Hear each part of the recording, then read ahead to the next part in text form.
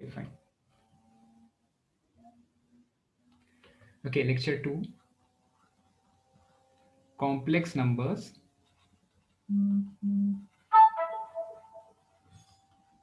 So few of the concepts we shall study prior, like बिना किसी question को discuss किए कुछ कॉन्सेप्ट्स रिक्वायर्ड हैं, तो वो कॉन्सेप्ट्स पहले देख लेंगे, और हाँ उसके बाद जो बाकी के कॉन्सेप्ट्स हैं वो थोड़ा बहुत क्वेश्चंस के साथ देखेंगे, ठीक है। So I once again those who are, हाँ 2-3 लोग ही हैं, तो आप अपना वीडियो ऑन कर लो, किसी से शर्माने की जरूरत नहीं है। फाइन, ठीक है। सो कॉम्प्लेक्स नंबर्स, जब भी मैं किसी कॉम्प्लेक्स नंबर को रिप्रेजेंट करता हूँ, z को, उसको रिप्रेजेंट करता हूँ x प्लस आयोटा y से, जहाँ पर जो मेरा x रहता है वो होता है रियल पार्ट और y होता है इमेजिनरी पार्ट। अच्छा, अब अगर कभी कभी मुझे z और उसके कॉन्जुगेट को यूज करके, क्योंकि z का कॉन्जुगेट जो होता है वो होता है x माइनस आयोटा y, वो होता है रिफ्लेक्शन उस कॉम्प्लेक्स नंबर का with the positive direction of x axis. उसी कॉम्प्लेक्स नंबर का रिफ्लेक्शन होता है with the positive direction of x axis, sorry with real axis, ठीक है। तो जब मुझे कभी कभी ये चीज बोली जाती है, कौन सी चीज बोली जाती है भाई, कभी कभी क्वेश्चन में आता है कि what is real part of z, real part of z, ठीक है। तो रियल पार्ट ऑफ z ना, अगर आपको रिप्रेजेंट करना तो देखो, तो real part of z x के बराबर है, ठीक है। तो रियल पार्ट ऑफ z को हम रिप्रेजेंट कर सकते हैं z के कॉन्जुगेट का यूज करके भी। कैसे रिप्रेजेंट कर सकते हैं भाई, रियल पार्ट ऑफ z को हम लिख सकते हैं, अगर मैं z को उसके z में उसके कॉन्जुगेट को z में उसके कॉन्जुगेट को ऐड कर दूंगा, z में उसके कॉन्जुगेट को ऐड कर दूंगा, तो देखो तो इमेजिनरी पार्ट कैंसिल हो जा रहा है, ठीक है, पर 2 टाइम्स ऑफ रियल पार्ट मिल रहा है। तो z में z कॉन्जुगेट को ऐड करके 2 से डिवाइड कर देंगे तो रियल पार्ट ऑफ आपको z मिल जाएगा। अच्छा भाई, वैसे ही अगर मुझे इमेजिनरी पार्ट चाहिए z का, ठीक है, if I want imaginary part of z, imaginary part of z, तो आपको पता है इमेजिनरी पार्ट है, इमेजिनरी पार्ट केवल y है, ठीक है, आयोटा को कंसिडर नहीं करते, और अगर y की वैल्यू चाहिए तो आपको z में से सब्ट्रैक्ट करना पड़ेगा उसका कॉन्जुगेट, तो x वाला जो टर्म है वो कैंसिल हो जाएगा, पर आपको 2 टाइम्स ऑफ आयोटा y मिल जाएगा, 2 टाइम्स ऑफ आयोटा y मिल जाएगा। तो आपको इसमें से इसमें 2 से डिवाइड करना पड़ेगा, 2 से डिवाइड करने के बाद भी इमेजिनरी पार्ट की बात हो रही, तो ये जो भी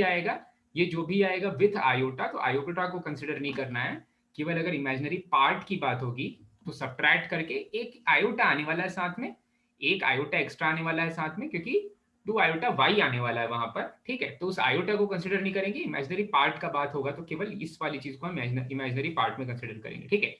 so real part of z और इमेजिनरी पार्ट ऑफ z तो ऐसे निकालते हैं भाई। इसके बाद z की दो और बहुत इंपॉर्टेंट प्रॉपर्टीज, अगर मैं दो कॉम्प्लेक्स नंबर्स को ऐड कर रहा हूं, तो ये इनइक्वालिटी याद रखना, ये इनइक्वालिटी कहीं पर रिपीट हो सकती है। दो कॉम्प्लेक्स नंबर्स को ऐड करते हैं ना, तो इनका जो एडिशन होता है ये इनके वेक्टर एडिशन जैसा होता है। इन दो कॉम्प्लेक्स नंबर्स के एडिशन का जो मैग्नीट्यूड होता है, उसकी जो मैक्सिमम वैल्यू होती है ना, वो हमेशा ये होती है, जब ये दोनों कॉम्प्लेक्स नंबर्स सेम डायरेक्शन में हो। कॉम्प्लेक्स नंबर्स वेक्टर्स जैसा बिहेव करते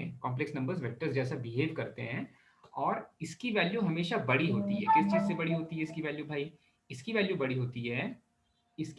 होती है, z1 माइनस z2 से, और इवेंचुअली इस चीज की वैल्यू भी बड़ी होती है magnitude of their difference, magnitude of z1 minus magnitude of z2 का, z2 से, ठीक है।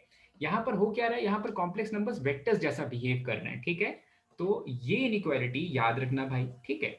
सबसे बड़ी वैल्यू, अगर दो कॉम्प्लेक्स नंबर्स को ऐड कर रहे हो तो आप उनके इंडिविजुअल मॉड्यूलाई को ऐड कर दोगे, और सबसे छोटी वैल्यू, अगर आप दो कॉम्प्लेक्स नंबर्स को सब्ट्रैक्ट कर रहे हो तो उनके इंडिविजुअल मॉड्यूलाई को सब्ट्रैक्ट करके उसका मैग्नीट्यूड की बात करेंगे, ठीक है, उसके मैग्नीट्यूड की बात करेंगे, ओके फाइन, ठीक है। तो ये एक इनइक्वालिटी है जो जिससे कभी कभी क्वेश्चंस आ जाते हैं, ठीक है। तो दो चीजें सीखी भाई। इसके बाद आपको आयोटा के पार्ट्स पे खेलने आना चाहिए भाई, आयोटा के पार्ट्स पे खेलने आना चाहिए। आपको पता है कि जो आयोटा या उसका स्क्वायर होता है, उसकी वैल्यू 1 माइनस ऑफ, और फिर से मैं लिख देता हूँ, ओके। आयोटा को तो एज इट इज ट्रीट करते हैं, हाँ। उसके बाद आयोटा का स्क्वायर, आयोटा का क्यूब और आयोटा का पावर 4। सो आयोटा का स्क्वायर जो होता है उसकी वैल्यू -1 होती है भाई, आयोटा का क्यूब की वैल्यू होती है माइनस ऑफ आयोटा, और iota raise to the power 4 की वैल्यू होती है 1। और इसके बाद जो भी हायर पावर्स ऑफ आयोटा होते हैं उन हायर पार्ट्स ऑफ आयोटा को कैसे ट्रीट करते हैं जिनमें पता है, उन हायर पार्ट्स ऑफ आयोटा को 4 के मल्टीपल में, ठीक है। तो ये वाले आयोटा को मैं लिखूंगा कि जब भी वो यहाँ पर है मल्टीपल ऑफ 4, मल्टीपल ऑफ 4, यहाँ पर है मल्टीपल ऑफ 4 प्लस 3, यहाँ पर है मल्टीपल ऑफ 4 प्लस 2, और यहाँ पर है मल्टीपल ऑफ 4 प्लस 1, ठीक है। तो अगर मैं आयोटा को कोई ऐसा पार दे दूं, ऐसा कोई पार दे दूं, iota raise to the power 2021, ठीक है, या 221 ऐसा कुछ दे रहे हैं, ठीक है। तो क्योंकि ये iota raise to the power 2021, sorry 221, ये कहीं ना कहीं मल्टीपल ऑफ 4 प्लस 1 के फॉर्म का है, इसलिए इसकी वैल्यू आयोटा ही आ जाएगी, ठीक है। तो ये याद रखना भाई, multiple of 4 plus 1, multiple of 4 plus 2, multiple of 4 plus 3, और खुद मल्टीपल ऑफ 4। आप बोलोगे सर अगर हम iota raise to the power 2023 करेंगे तो क्या आ जाएगा, 2023 करेंगे तो क्या आ जाएगा। तो ये मल्टीपल ऑफ 4 प्लस 3 का फॉर्म है, मल्टीपल ऑफ 4 प्लस 3 के फॉर्म का आउटपुट क्या आता है, आयोटा क्यूब। और आयोटा क्यूब की वैल्यू क्या होती है, माइनस ऑफ आयोटा, तो इसकी वैल्यू हो जाएगी माइनस ऑफ आयोटा के बराबर, ठीक है। तो आयोटा की हायर पार्ट्स कैसा बिहेव करते हैं ये आपको आना चाहिए। और एक चीज, कभी कभी ये डिनोमिनेटर में आने लग जाता है, ठीक है। तो एक और क्वेश्चन देख लेते हैं, जब ये डिनोमिनेटर में मुझे दिखने लग जाए, अच्छा ये अगर डिनोमिनेटर में दिखने लग जाएगा तो कुछ ऐसा मान लेते हैं, 1 divided by iota raise to the power 93, ऐसा कुछ आ गया, ठीक है। तो आप क्या कोशिश करो कि इसको ऊपर नीचे किसी ऐसे नंबर से मल्टीप्लाई कर दिया जाए जिससे आपका डिनोमिनेटर मल्टीपल ऑफ 4 बन जाए। तो मैं अगर इसको आयोटा क्यूब से ऊपर नीचे मल्टीप्लाई डिवाइड कर दूंगा, तो मेरा जो डिनोमिनेटर है वो नीचे में iota raise to the power 96 बन जा रहा है, और iota raise to the power 96 में 96 एक मल्टीपल ऑफ 4 है, और मल्टीपल ऑफ 4 से आउटपुट मिलता है 1। इसका मतलब मेरा डिनोमिनेटर का आउटपुट मिल जाएगा 1, न्यूमरेटर का आउटपुट मिल जाएगा आयोटा क्यूब, और आयोटा क्यूब की वैल्यू होती है माइनस ऑफ आयोटा, ठीक है।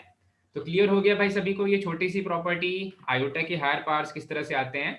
समझ में आया फाल्गुनी, समझ में आया चिन्मय, ठीक है चलो। ओके, नेक्स्ट वाली प्रॉपर्टी, इसी के कंटिन्यूएशन में एक और इंपॉर्टेंट प्रॉपर्टी, काफी इंपॉर्टेंट प्रॉपर्टी है ये भी, कि किसी कॉम्प्लेक्स नंबर का, ये आपको पता भी होगा कि किसी कॉम्प्लेक्स नंबर का जो मैग्नीट्यूड होता है वो होता है स्क्वायर रूट ऑफ उसके रियल पार्ट का होल स्क्वायर, उसके इमेजिनरी पार्ट का होल स्क्वायर, अगर वो कॉम्प्लेक्स नंबर कुछ ऐसा दिखता है x प्लस आयोटा वाई के फॉर्म का, ठीक है।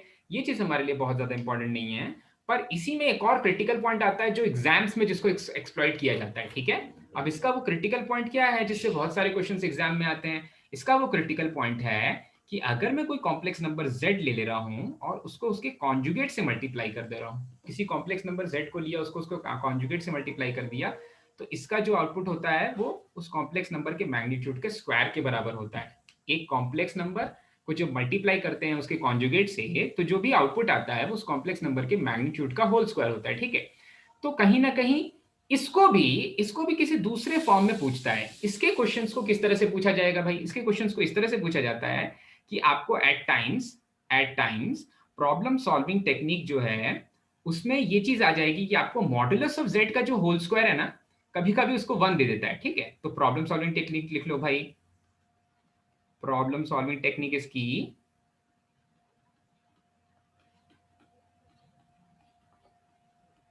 हाँ, इसमें एकदम चीज ये याद रखना, आपको ये क्वेश्चन अगर सीईटी एग्जाम में पूछ रहा है या वो एग्जाम में पूछ रहा है जहां पर कहीं ना कहीं आपकी स्पीड टेस्ट हो रही है, तो आपको हमेशा वो मैग्नीट्यूड ऑफ जेड को 1 देने वाले हैं, हमेशा मैग्नीट्यूड ऑफ जेड को 1 देने वाले हैं।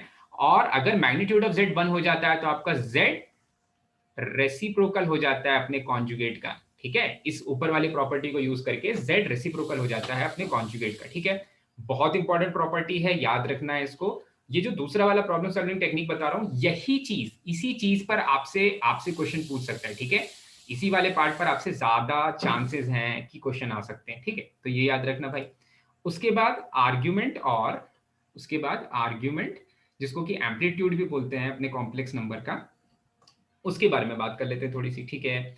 तो हम क्या करते हैं कि जब मैं किसी कॉम्प्लेक्स नंबर z को लिखता हूं x प्लस आयोटा वाई, तो इसी कॉम्प्लेक्स नंबर z को हम पोलर फॉर्म में लिखते हैं cos of theta plus iota sine of theta multiplied by this thing multiplied by इस z का मैग्नीट्यूड, ठीक है। This thing multiplied by magnitude of z। अच्छा भाई, तो आप बोलोगे सर यहाँ पर पहले वाले फॉर्म में कोई थीटा नहीं है, दूसरे वाले फॉर्म में थीटा कैसे आ जा रहा है। तो ये वाला जो थीटा होता है उसको प्रिंसिपल वैल्यू आर्ग्यूमेंट बोलते हैं। ये वाली थीटा के लिए हमें क्या करना पड़ता है कि हमें हाँ, यहाँ पर जो थीटा आ रहा है ये थीटा पहले तो चेक करना पड़ता है कि इसका मैग्नीट्यूड कहां पर लाई कर रहा है, ठीक है। तो मैं सबसे पहला स्टेप, इसमें 2-3 स्टेप्स इन्वॉल्व हैं। पहले स्टेप में क्या करूंगा, मैं लिखूंगा कि tan ऑफ थीटा है magnitude of y upon x के बराबर। Magnitude of y upon x के बराबर मतलब जो वैल्यू आयोटा के साथ मल्टीप्लीकेशन में है, जो मेरा इमेजिनरी पार्ट है उसको पॉजिटिव करना है, जो रियल पार्ट है उसको पॉजिटिव करना है, इन दोनों को डिवाइड कर देना है, ठीक है। उससे आपको पता चल जाएगा कि आपका थीटा क्या आ जा रहा है, उससे पता चल जाएगा आपको थीटा क्या आ जा रहा है। इसको बुक्स में थीटा को और थीटा को डिफरेंशिएट करने के लिए हम इसको कोई दूसरा नाम दे देते हैं अभी के लिए, ठीक है। हम इसको बोल देते हैं कि ये कोई दूसरा एंगल अल्फा आ जा रहा है, कोई दूसरा एंगल अल्फा आ जा रहा है, ठीक है। तो आपको अल्फा की जो वैल्यू मिलेगी ना, वो हमेशा पॉजिटिव फर्स्ट क्वाड्रेंट में मिलेगी। अल्फा हो जाएगा tan इनवर्स ऑफ y मतलब imaginary part divided by real part. अच्छा भाई, अब आपको चेक करना है कि एक्चुअल में यहां से तो अल्फा की वैल्यू फर्स्ट क्वाड्रेंट में आ रही है, आपको फिर चेक करना है कि ये अल्फा एक्चुअली कौन से क्वाड्रेंट में इनमें से लाई करता है। तो अल्फा का तो नहीं पता चलेगा, लेकिन मुझे अगर x नेगेटिव है y पॉजिटिव है तो सेकंड क्वाड्रेंट में भाई, अगर x भी नेगेटिव है y भी नेगेटिव है तो थर्ड क्वाड्रेंट में, और अगर x पॉजिटिव है y नेगेटिव है तो फोर्थ क्वाड्रेंट में, ठीक है। तो जो थीटा होता है उसकी value theta is equals to alpha. जैसा अल्फा है वैसा ही थीटा हो जाएगा अगर वो फर्स्ट क्वाड्रेंट में लाई कर रहा है तो, ठीक है। उसी थीटा, जो थीटा मैं cos theta plus iota sine theta में रखने वाला हूं, उसी थीटा की वैल्यू अगर सेकंड क्वाड्रेंट की बात करें तो ये याद रख लो, pi minus alpha, alpha minus pi और माइनस ऑफ अल्फा। इसी थीटा की वैल्यू हम लिखते हैं pi minus alpha for second quadrant, इसी थीटा की वैल्यू लिखते हैं alpha minus pi for third quadrant, और इसी थीटा की वैल्यू लिखते हैं minus of alpha for fourth quadrant, ठीक है। तो आपको केवल ये वाली चीज याद करनी है, अल्फा पाई माइनस अल्फा। उसके बाद जो थर्ड क्वाड्रेंट और फोर्थ क्वाड्रेंट में होता है वो उसी का नेगेटिव साइन हो जाता है। तो पाई माइनस अल्फा में मैंने नेगेटिव से मल्टीप्लाई कर दिया, और माइनस ऑफ अल्फा में भी नेगेटिव से मल्टीप्लाई कर दिया, तो माइनस ऑफ अल्फा आ गया, ठीक है। अब एक छोटा सा मैं एग्जांपल आपको लेके बता देता हूं भाई। अगर आपको कोई ऐसा दिया हुआ है complex number square root of 3 minus of iota, okay. Complex number दिया हुआ है आपको √3 माइनस ऑफ आयोटा, ठीक है। z इज इक्वल टू, आप बोलोगे इसको, अगर मैंने इसको बोला कि जल्दी से पोलर फॉर्म में कन्वर्ट कर दो, अच्छा भाई, तो पोलर फॉर्म में कन्वर्ट करने के लिए मैं क्या करूंगा, इसका मैग्नीट्यूड क्या हो जाएगा, इसका मैग्नीट्यूड हो जाएगा √3 + 1 दैट इज 2, ठीक है। √3² + 1² दैट इज 2। अच्छा, उसके बाद x मेरा पॉजिटिव है y नेगेटिव है, कौन से क्वाड्रेंट की बात हो रही है, x पॉजिटिव है y नेगेटिव है, कौन से क्वाड्रेंट की बात हो रही है, फोर्थ क्वाड्रेंट की बात हो रही है, ठीक है। लेकिन उसके भी पहले आपको पहले अल्फा फाइंड करना पड़ेगा भाई। सो अल्फा हो जाएगा tan inverse of imaginary part that is 1, imaginary part का magnitude divided by real part का मैग्नीट्यूड। अच्छा भाई, tan इनवर्स ऑफ 1/√3 ये कब मिलती है, ये कौन सी वैल्यू देता है भाई, π/6। tan 30 डिग्रीज की वैल्यू होती है 1/√3, तो यहां से π/6 मिल जाएगा। पर फिर आपने खुद से क्वेश्चन पूछा कि अरे नहीं, ये तो फोर्थ क्वाड्रेंट का एंगल चाहिए, यहाँ पर फोर्थ क्वाड्रेंट का एंगल चाहिए, तो थीटा की जो वैल्यू होगी ना वो होगी माइनस ऑफ π/6, क्योंकि थीटा फोर्थ क्वाड्रेंट के लिए होता है minus of alpha, negative of alpha, ठीक है। तो आप बोलोगे कि इसी z को लिख सकते हैं, इसका magnitude that is 2 multiplied by cos के अंदर minus of π/6 plus iota sine के अंदर भी माइनस ऑफ π/6। अब कॉस फोर्थ क्वाड्रेंट पे आपका पॉजिटिव हो जाता है, साइन फोर्थ क्वाड्रेंट में नेगेटिव हो जाता है, उससे फाइनल आउटपुट नहीं मिलेगा। मैंने भी आपको क्या सिखाया, केवल इंटरचेंज करने का तरीका बताया, ठीक है। इससे ये वाला फॉर्म कैसे इंटरचेंज कर हो जाएगा, ये वाली चीज समझाइए, ठीक है। तो आपको कहीं ना कहीं पोलर फॉर्म से ये वाला form, algebraic form, x plus iota वाला फॉर्म, तो आपको पता चल जाएगा। अब देखो, पोलर फॉर्म से ही एक और फॉर्म होता है जिसको हम बोलते हैं ऑयलर्स फॉर्म या यूलर्स फॉर्म, ठीक है। उसको सही प्रोनाउंसिएशन उसका है ऑयलर्स फॉर्म, ठीक है। ऑयलर्स फॉर्म में हम इसी जो अभी हमने निकाला, इस कॉम्प्लेक्स नंबर की जो अभी हमने रिप्रेजेंटेशन निकाला पोलर फॉर्म में, इसको हम कहीं ना कहीं लेके जाते हैं एक्सपोनेंशियल फॉर्म में, ठीक है। अब एक्सपोनेंशियल फॉर्म में जाने वाले हैं, एक्सपोनेंशियल फॉर्म में जाने वाले मतलब ई आने वाला है। ई मैंने बताया था एक इररेशनल नंबर है जिसकी वैल्यू होती है 2.718281828459045, ठीक है। तो 2.71 के आसपास की वैल्यू, अब उसको कन्वर्ट कैसे करते हैं, उसमें कन्वर्जन मुश्किल नहीं होता। आप जिस z को अभी लिख रहे हो x प्लस आयोटा y, उसी को कन्वर्ट किया आपने, उसको कन्वर्ट किया उस z का magnitude multiplied by cos of theta plus iota sine of theta. इसी z को जब आप यूलर फॉर्म में लिखोगे ना, तो आप लिखोगे z का मैग्नीट्यूड तो वैसे ही लिखोगे, आप लिखोगे बस this is e raise to the power iota theta. ठीक है, मतलब e का जो पावर है, उस इरेशनल नंबर का जो पावर है, उसमें थीटा जो एंगल, ध्यान देना थीटा कौन सा थीटा है भाई, थीटा जब हमने उसको कन्वर्ट कर दिया, उसके रेस्पेक्टिव क्वाड्रेंट्स में उसकी रिप्रेजेंटेशन ले ली गई है। फर्स्ट क्वाड्रेंट में is equals to alpha, alpha और थीटा बराबर हो जाते हैं। सेकंड क्वाड्रेंट में pi minus alpha, third quadrant में अल्फा माइनस पाई और फोर्थ क्वाड्रेंट में माइनस ऑफ अल्फा। तो वो वाला एंगल ऊपर में रखना है, वो वाला एंगल ऊपर में रखना है। ठीक है, एक और क्रिटिकल चीज यहीं पर इसी चीज में, तो यूलर फॉर्म कोई बहुत मुश्किल नहीं है। अगर मैंने ऊपर वाले का यूलर फॉर्म आपसे पूछा रहता तो यू कुड हैव सेड क्या हो जाता ऊपर वाले का Euler form, magnitude of z that is 2 multiplied by e raised to the power iota minus of pi by 6। Theta की जगह पर बस माइनस ऑफ पाई बाय 6 रख देते। जो थीटा आप यहां पर रखने वाले हो, कॉस और साइन को खिलाने वाले हो, वही सेम खाना यूलर को खिला देंगे। ठीक है, लेकिन इससे क्वेश्चंस कैसे आएंगे, इससे क्वेश्चंस कैसे आएंगे, अगर छोटे छोटे एग्जाम्स में जहां पर स्पीड आपकी टेस्ट हो रही है, वहां के क्वेश्चंस की बात की जाए ना, तो एक बहुत इंपॉर्टेंट सा फॉर्म आता है कि आप आयोटा को कैसे रिप्रेजेंट करोगे। ठीक है, आयोटा को कैसे रिप्रेजेंट करोगे, यूलर फॉर्म। ठीक है, तो अगर आप आयोटा को ध्यान से देखो तो इसके पास कोई रियल पार्ट है क्या, इसके पास कोई रियल पार्ट है, ये तो 0+1 आयोटा है ना, 0+1 आयोटा है। ठीक है, 0+1 times of iota is iota. अच्छा, कौन से एंगल के लिए कॉस 0 दे देता है आउटपुट और साइन 1 दे देता है आउटपुट, ऐसा कौन सा एंगल होता है,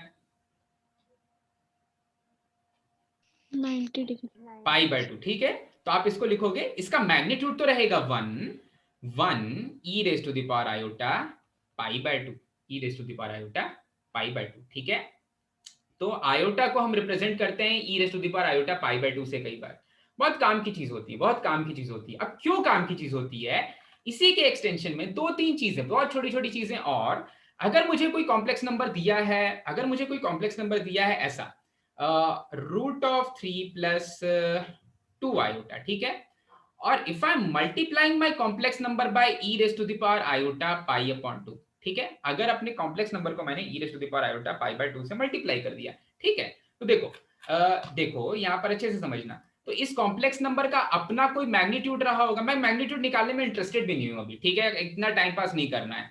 इस कॉम्प्लेक्स नंबर का खुद कोई मैग्नीट्यूड रहा होगा और इस कॉम्प्लेक्स नंबर का खुद कोई आर्ग्यूमेंट रहा होगा। ठीक है, एम्पलीट्यूड रहा होगा, आर्ग्यूमेंट रहा होगा। ठीक है, अब जब मैं इसको मल्टीप्लाई कर रहा हूं e raise to the power iota pi by 2 से, तो एक्चुअली क्या हो रहा है, जो नया कॉम्प्लेक्स नंबर बनने वाला है, मतलब इन दोनों का जो रिजल्टेंट कॉम्प्लेक्स नंबर आने वाला है, उसका मैग्नीट्यूड क्या वही सेम रहने वाला है, यही वाला मैग्नीट्यूड रहने वाला है। ध्यान से देखो, अरे मैग्नीट्यूड देखो, ये वाली चीज ना, ये वाली चीज कॉम्प्लेक्स नंबर ना नकली वेक्टर्स जैसा बिहेव करते हैं, नकली वेक्टर्स जैसा बिहेव करते हैं। ऐसा क्यों, क्योंकि जो cos theta plus iota sine theta है, अगर आप इसका मैग्नीट्यूड निकालने जाओगे तो it will be square root of cos square theta plus sine square theta that is 1। मतलब ये जो cos theta plus iota sine theta, जिसको मैंने दूसरी भाषा में भाई, दूसरी भाषा में, अंग्रेजों की भाषा में मैंने जिसे e raise to the power iota theta का फॉर्म दिया है, वो एक्चुअली 1 है, उसका मैग्नीट्यूड 1 है। वो मेरे कॉम्प्लेक्स नंबर के मैग्नीट्यूड में कोई चेंज नहीं ला रहा है, वो केवल मेरे कॉम्प्लेक्स नंबर के डायरेक्शन में कोई चेंज ला रहा है। ठीक है, अच्छा भाई, तो देखो, तो जब मैंने उसको e raise to the power iota pi by 2 से मल्टीप्लाई किया, तो उस कॉम्प्लेक्स नंबर का मैग्नीट्यूड तो वही होगा, पर उस कॉम्प्लेक्स नंबर का जो डायरेक्शन है वो चेंज हो जाएगा। √3 प्लस 2 आयोटा, इसका जो मैग्नीट्यूड है वो ऐसे ही लिखूंगा, इसके मैग्नीट्यूड के लिए मैं इसमें मॉडुलस लगा दूंगा। सो इट विल बिकम ऐसा मॉडुलस लगाया गया भाई, magnitude of √3 plus 2 iota, magnitude निकाल लेंगे। फिर बोलोगे सर इसका जो डायरेक्शन है वो क्या हो जाएगा, इसके डायरेक्शन में देखो पार्स जो होते हैं ना, पार्स जो होते हैं वो एक्चुअली ऐड हो जाते हैं मल्टीप्लिकेशन पे। तो जो नया पार बनेगा वो बनेगा e raise to the power iota, जो पहले एंगल था, प्लस पाई बाय 2। अब इसका मतलब क्या हो रहा है, इसका मतलब ये हो रहा है कि जब आप e raise to the power iota pi by 2, जिसका मैंने दूसरा नाम आयोटा बोला है, अगर इस चीज से आप मल्टीप्लाई करते हो किसी कॉम्प्लेक्स नंबर को, तो उसका मैग्नीट्यूड वही सेम रहता है, वो कॉम्प्लेक्स नंबर केवल रोटेट कर लेता है एंटी क्लॉकवाइज सेंस में पाई बाय 2 का एंगल। ठीक है, फिर से सुनो, एक छोटा सा एग्जांपल, ये इसी में एग्जांपल दे देता हूं। ठीक है, ये टू द स्केल नहीं बना रहा हूं मैं, टू द स्केल नहीं बना रहा हूं, बस इसी में एग्जांपल दे दे रहा हूं कि पहले वो कॉम्प्लेक्स नंबर कुछ ऐसा दिखता था, पहले वो कॉम्प्लेक्स नंबर कुछ ऐसा दिखता था भाई, कुछ ऐसा दिखता था, स्यूडो वेक्टर है तो मैं वेक्टर जैसा दिखा दे रहा हूं। पहले वो कॉम्प्लेक्स नंबर कुछ ऐसा दिखता था, ठीक है। उसका कुछ तो एक मैग्नीट्यूड था और कोई एक एंगल थीटा पे था वो कॉम्प्लेक्स नंबर। जब मैंने उसे पाई बाय 2 से या जब मैंने उसे आयोटा से या e raise to the power iota pi by 2 से मल्टीप्लाई किया तो कॉम्प्लेक्स नंबर का मैग्नीट्यूड वही रहा है, बस वो कॉम्प्लेक्स नंबर रोटेट कर जाता है 90 डिग्री के एंगल से। वो कॉम्प्लेक्स नंबर रोटेट कर जाता है, उसमें मैं 90 डिग्री और ऐड कर दे रहा हूं उसके डायरेक्शन में केवल, ठीक है। यही चीज हो रही है भाई, यही चीज हो रही है। जो नया नंबर बना इसका मैग्नीट्यूड वही है, मतलब डिस्टेंस फ्रॉम ऑरिजिन उस पॉइंट का सेम है, बस उस पॉइंट को मैं ऐसा मूव करा दे रहा हूं, कुछ ऐसा मूव करा दे रहा हूं कि वो 90 डिग्री और एंटी क्लॉकवाइज सेंस में मूव कर जा रहा है, ठीक है। तो आई होप ये वाली चीज भी बिल्कुल अच्छे से क्लियर हो गई होगी, सभी को बिल्कुल अच्छे से क्लियर हो गई होगी, ठीक है।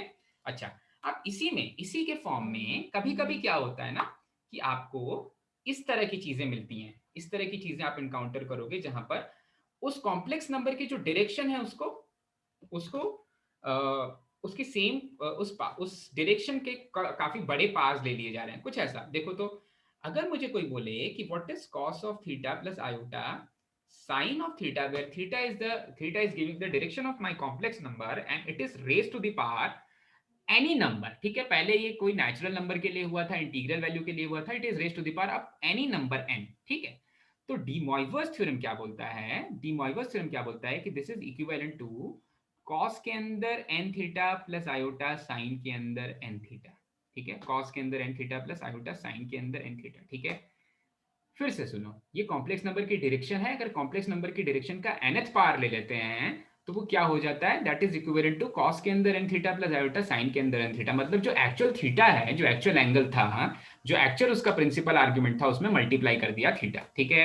इस थ्योरम को बोलते हैं डी मॉइवर्स थ्योरम। इसका डी मॉइवर्स थ्योरम, डी मॉइवर्स थ्योरम इसका इतना इंपॉर्टेंट प्रूफ नहीं है, हमें प्रूफ इसका एक्चुअली मैथमेटिकल इंडक्शन से होता है और हमारे लिए तो थ्योरम का नाम भी इंपॉर्टेंट नहीं है। हाँ, ये प्रॉपर्टी इंपॉर्टेंट है, ये प्रॉपर्टी यूज होगी, आज हम कुछ क्वेश्चंस करेंगे जहां पर हम यूज करेंगे सीखने के लिए ये चीज, ठीक है।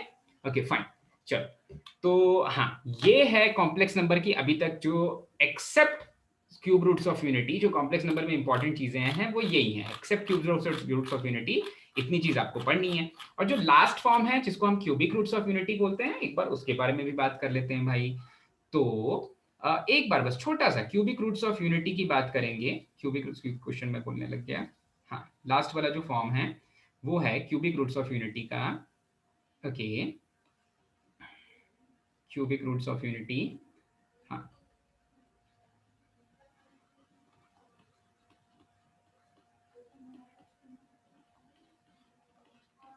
ओके।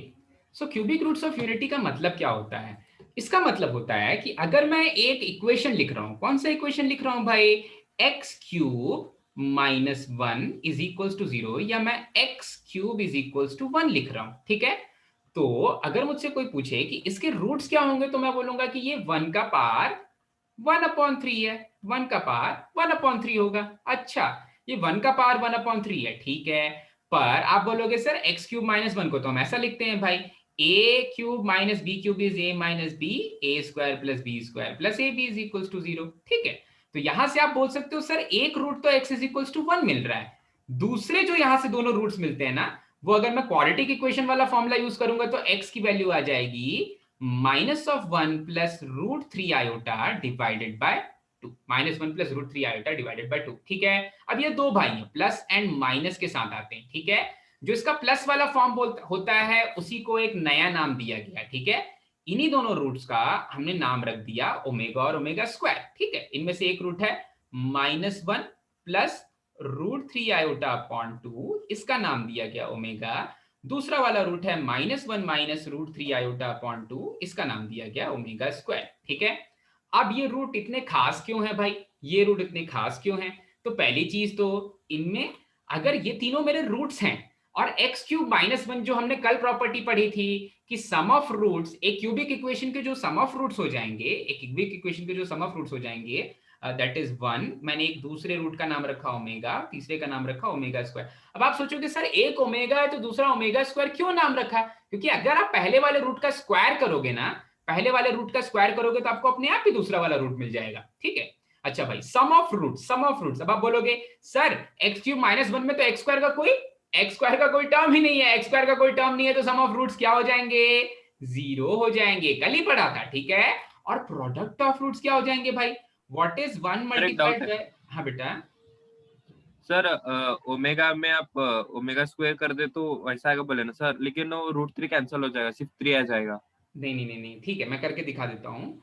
जब आप ओमेगा का स्क्वायर करोगे ना तो यही वाली चीज मिल जाती है, अभी मैं करके दिखा देता हूँ, ठीक है। प्रोडक्ट ऑफ रूट्स जो हो जाते हैं, प्रोडक्ट ऑफ रूट्स हो जाते हैं, देखो तो मैंने आपको बताया था फॉर्मूले, माइनस बी बाय ए, सी बाय ए, फिर माइनस ऑफ डी बाय, मतलब negative of constant term divided by coefficient of x. तो यहाँ पर जो कांस्टेंट टर्म है वो नेगेटिव ऑफ वन है, जब आप नेगेटिव ऑफ वन ले लोगे तो उसका आउटपुट मिल जाएगा प्लस वन, ठीक है। तो ये मिला मुझे माइनस बी अपॉन ए से, ये मिला मुझे माइनस ऑफ डी अपॉन ए से। ये प्रॉपर्टीज कल पढ़ी थी और बहुत इंपॉर्टेंट प्रॉपर्टीज हैं। अच्छा, अभी जैसा चीज मैंने बोला वो वाली चीज भी एक बार हम प्रूव कर लेते हैं कि क्यों दूसरे वाले को ओमेगा स्क्वायर बोला गया है, ठीक है। तो देखो, पहला वाला है ओमेगा,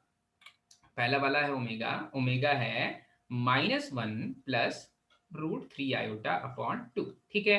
अच्छा, ओमेगा का अगर मैंने स्क्वायर कर दिया तो ओमेगा का जो स्क्वायर हो जाएगा वो हो जाएगा, नीचे वाले का स्क्वायर तो आप लिखोगे फोर, ऊपर वाले को स्क्वायर करते हैं, सो माइनस ऑफ वन का स्क्वायर ए स्क्वायर प्लस बी स्क्वायर, तो रूट थ्री आयोटा का जो स्क्वायर होगा वो क्या हो जाएगा, माइनस ऑफ थ्री, क्योंकि आयोटा स्क्वायर होता है माइनस ऑफ वन,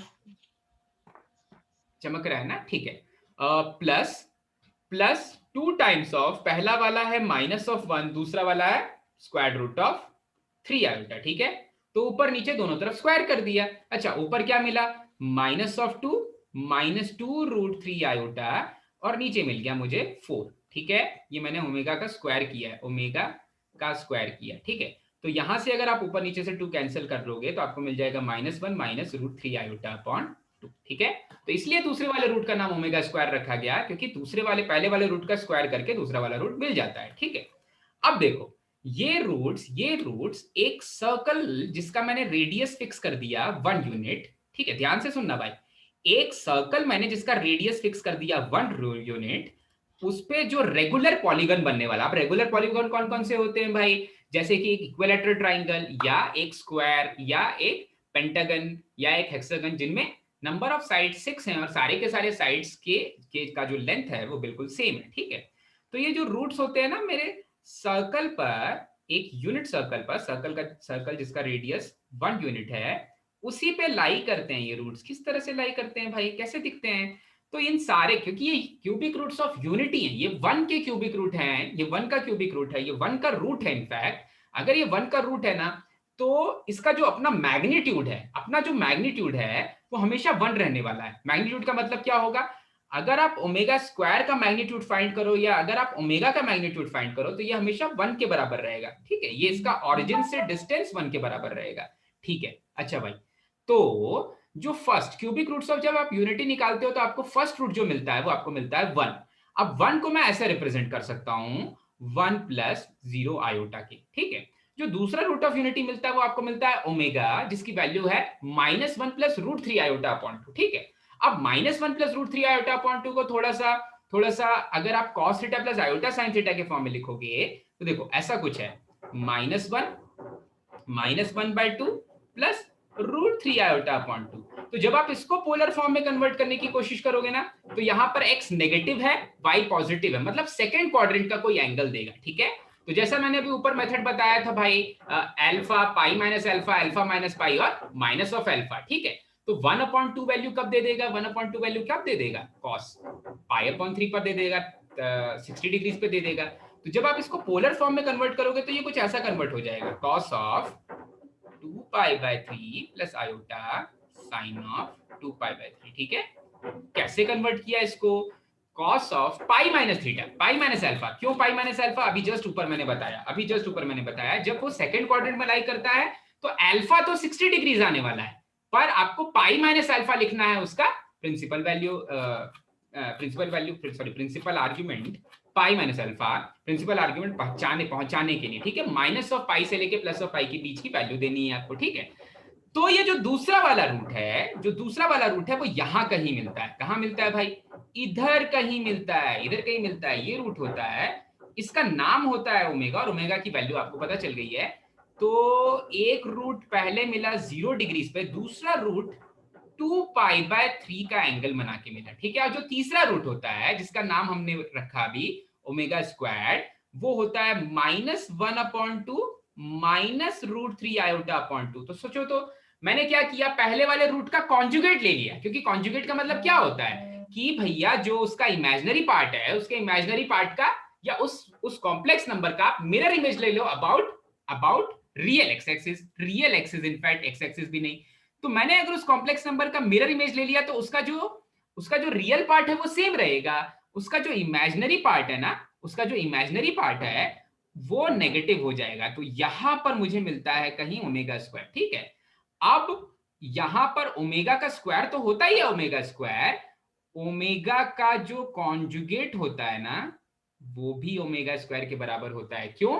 क्योंकि जैसे ही आपने बीच में नेगेटिव साइन किया ओमेगा स्क्वायर मिलने लग गया, तो ओमेगा का जो कॉन्जुगेट होता है वो ओमेगा स्क्वायर होता है, ओमेगा का जो कॉन्जुगेट होता है वो ओमेगा स्क्वायर होता है। अच्छा, ओमेगा स्क्वायर को सर अगर हम कन्वर्ट करें पोलर फॉर्म में, जैसे आपने कॉस वाले फॉर्म को सॉरी 2π/3 लेकर के ओमेगा को कन्वर्ट किया था, तो क्या मिलता है सर, क्या मिलता है? अगर ये डाउट है ना तो यहां से मिलता है cos of 4π/3 plus iota sine of 4π/3। अब आप बोलोगे सर ऐसे मजा नहीं आ रहा है, बहुत ज्यादा मेहनत करनी पड़ रही है लिखने की, बहुत ज्यादा मेहनत करनी पड़ रही है लिखने की। तो आप क्या करना चाहते हो, आप चाहते हो कि इतनी मेहनत ना करनी पड़े, तो मैं बोलूंगा भैया पोलर फॉर्म में क्यों लिख रहे हो, यूलर फॉर्म में लिख लो। This is equal to e⁻⁴ 2π/3, this is same as e⁻⁴ 4π/3, ठीक है। तो कॉम्प्लेक्स रूट्स ऑफ यूनिटी में केवल क्यूबिक रूट्स ऑफ यूनिटी आपके सिलेबस में है, उसी से क्वेश्चंस पूछे जा रहे हैं, तो हम केवल उसी पे कंसंट्रेट करेंगे, ठीक है। बिल्कुल अच्छे से सभी चीज समझ में आ गई भाई, ठीक है। अब एक चीज जैसे हमने जैसे हमने आयोटा के लिए किया भाई, आयोटा मल्टीपल्स ऑफ 4 में खुद की वैल्यूज रिपीट करने लग जाता है, वैसे ही मल्टीपल्स ऑफ 3 में ओमेगा भी अपनी वैल्यूज रिपीट करने लग जाता है। कैसे? ओमेगा क्यूब की वैल्यू जो होती है ना, ओमेगा क्यूब की वैल्यू हो जाती है 1। अब आप बोलोगे सर ये कैसे पता चला, ऊपर देखो 1 मल्टीप्लाइड बाय ओमेगा स्क्वायर को माइनस ऑफ डी अपॉन ए की वजह से मैंने 1 लिया था, ठीक है। तो ओमेगा क्यूब अगर 1 है तो ओमेगा एनी मल्टीपल ऑफ 3 हमेशा 1 ही देता है, ठीक है। Omega any multiple of 3 plus 1 पर, अरे एनी मल्टीपल ऑफ 3 प्लस 1 पे ना मल्टीपल ऑफ 3 से तो 1 मिल जाएगा, एक एक्स्ट्रा ओमेगा बच जा रहा है, तो ये हमेशा आउटपुट ओमेगा देता है। और ओमेगा का अगर आप पार दोगे एनी मल्टीपल ऑफ 3 + 2 तो यहाँ पर आउटपुट मिलेगा ओमेगा स्क्वायर, ठीक है। तो एक एग्जांपल ले लेते हैं, अगर मैं बोलूं कि what is omega raise to the power 2011 जब इंडिया वर्ल्ड कप जीती थी, ठीक है। तो 2011 क्योंकि डिविजिबल बाय 3 नहीं है, तो कितना, कौन सा नंबर यहाँ डिविजिबल, अगर उसको 3 से डिवाइड करेंगे तो रिमाइंडर क्या आ जाएगा,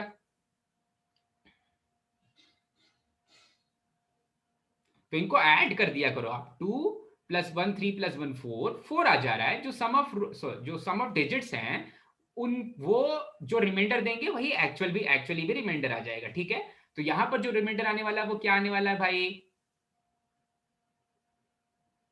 अच्छा चलो कर लो डिवाइड, कर ले चिन्ह में डिवाइड कर ले, 2011 को 3 से डिवाइड करेंगे 1, ठीक है। तो जो 1 आने वाला है ना रिमाइंडर, वही ओमेगा का तो 1 इफेक्टिव पावर बचेगा, हाँ वही ओमेगा का इफेक्टिव पावर बचेगा, ठीक है।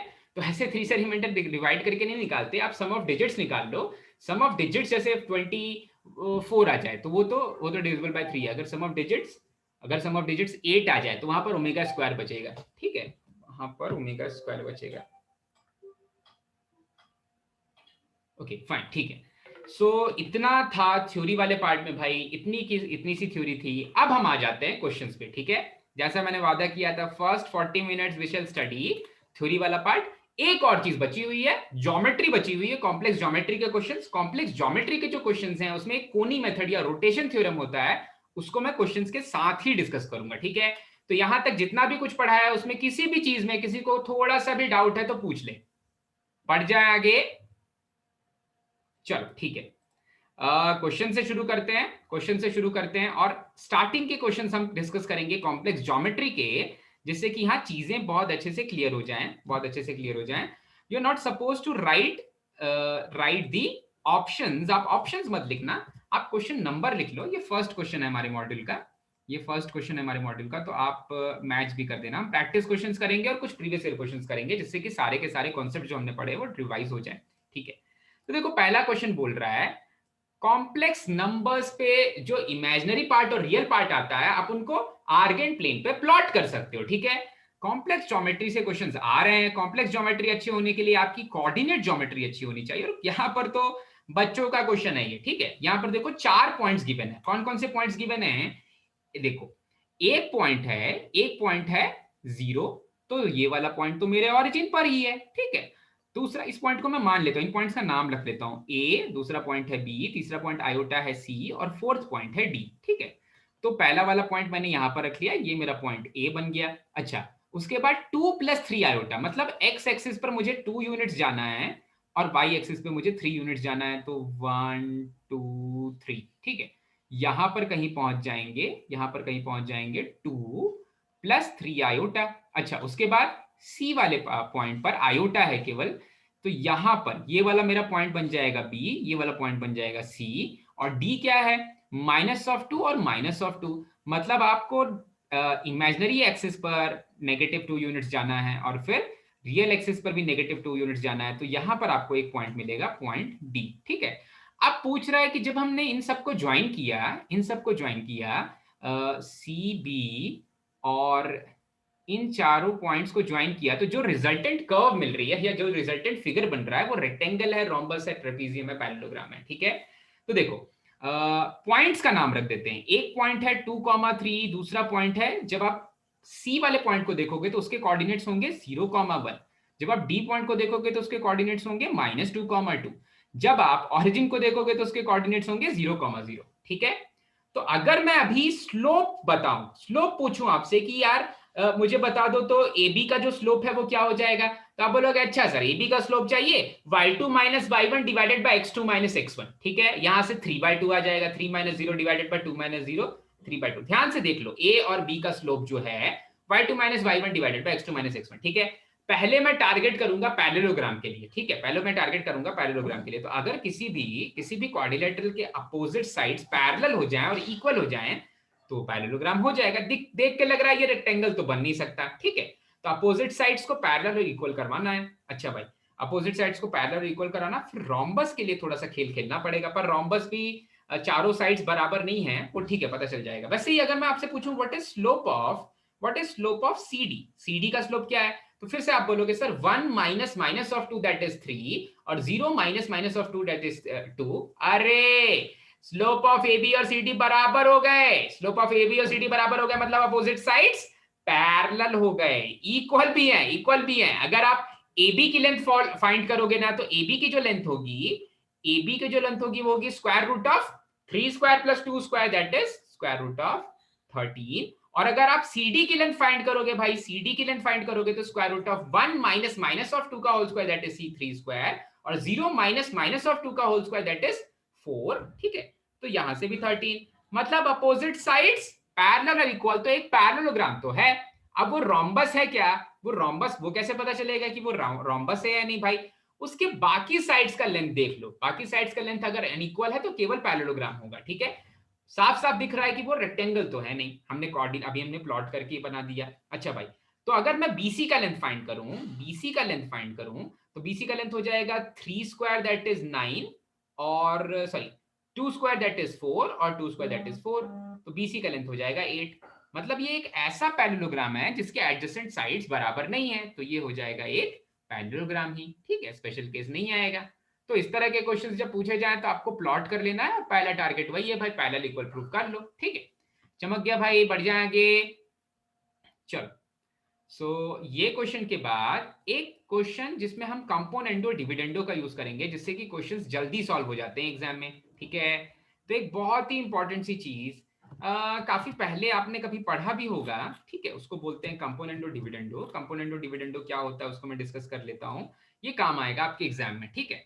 तो पहले तो इस तरह के क्वेश्चंस में प्रॉब्लम सॉल्विंग टेक्निक क्या है।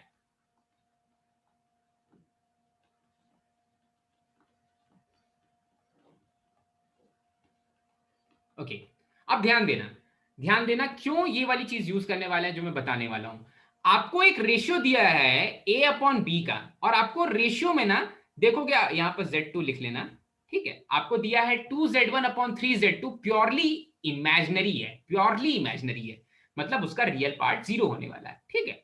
और फिर इस वाली चीज की वैल्यू हो पूछ रहा है जिसमें कि आपको कहीं ना ऐसा कुछ फॉर्म दिखेगा, numerator minus denominator divided by numerator plus denominator. अगर इसको आप न्यूमरेटर रख रहे हो, ऊपर वाले को, नीचे वाले को डिनोमिनेटर रख रहे हो, तो कुछ वैसा वाला फॉर्म दिख रहा है, ठीक है। तो इसके लिए जो प्रॉब्लम सॉल्विंग टेक्निक है वो कुछ ऐसी है। कैसी है भाई इसके लिए प्रॉब्लम सॉल्विंग टेक्निक? जब भी कभी आपको ये वाला रेशियो गिवन हो, a upon B is equals to c upon d, तो this is equals to, this ratio is equals to a plus B upon a minus b और c plus d upon c minus d. ये ratios equal होते हैं, ये ratios बराबर होते हैं, ठीक है।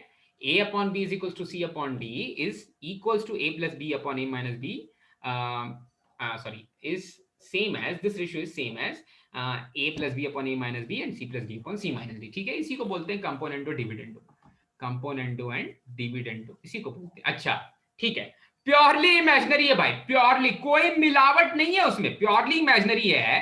बोल रहा है 2 times of z1 divided by 3 times of z2 is equals to purely imaginary. तो भैया आयोटा के फॉर्म का होगा क्या? और ऐसे ही करना है, अगर प्योरली इमेजिनरी दे दे मतलब उसका रियल पार्ट जीरो हो चुका है, ठीक है। तो आप चाहते हो, अगर आप चाहते हो कि सर आपने तो x प्लस आयोटा वाई लिया था शुरू में, अभी आयोटा के कैसे आ गया? ठीक है भाई, आयोटा वाई ले लेते हैं, ठीक है। पब्लिक की खास डिमांड पर आयोटा वाई ले लेते हैं। अच्छा अब देखो, जिस चीज का रेशियो पूछ रहा है वो ये चीज नहीं है, रेशियो तो z1 minus z2 upon z1 plus z2 का पूछ रहा है। तो पहले यहां पर z1 z2 को अलग कर देंगे भाई। तो this implies that z1 upon z2 क्या हो जाएगा? 3 अपॉन 2 आयोटा वाई, ठीक है। वो थ्रू आउट मैंने 3 अपॉन 2 से मल्टीप्लाई कर दिया।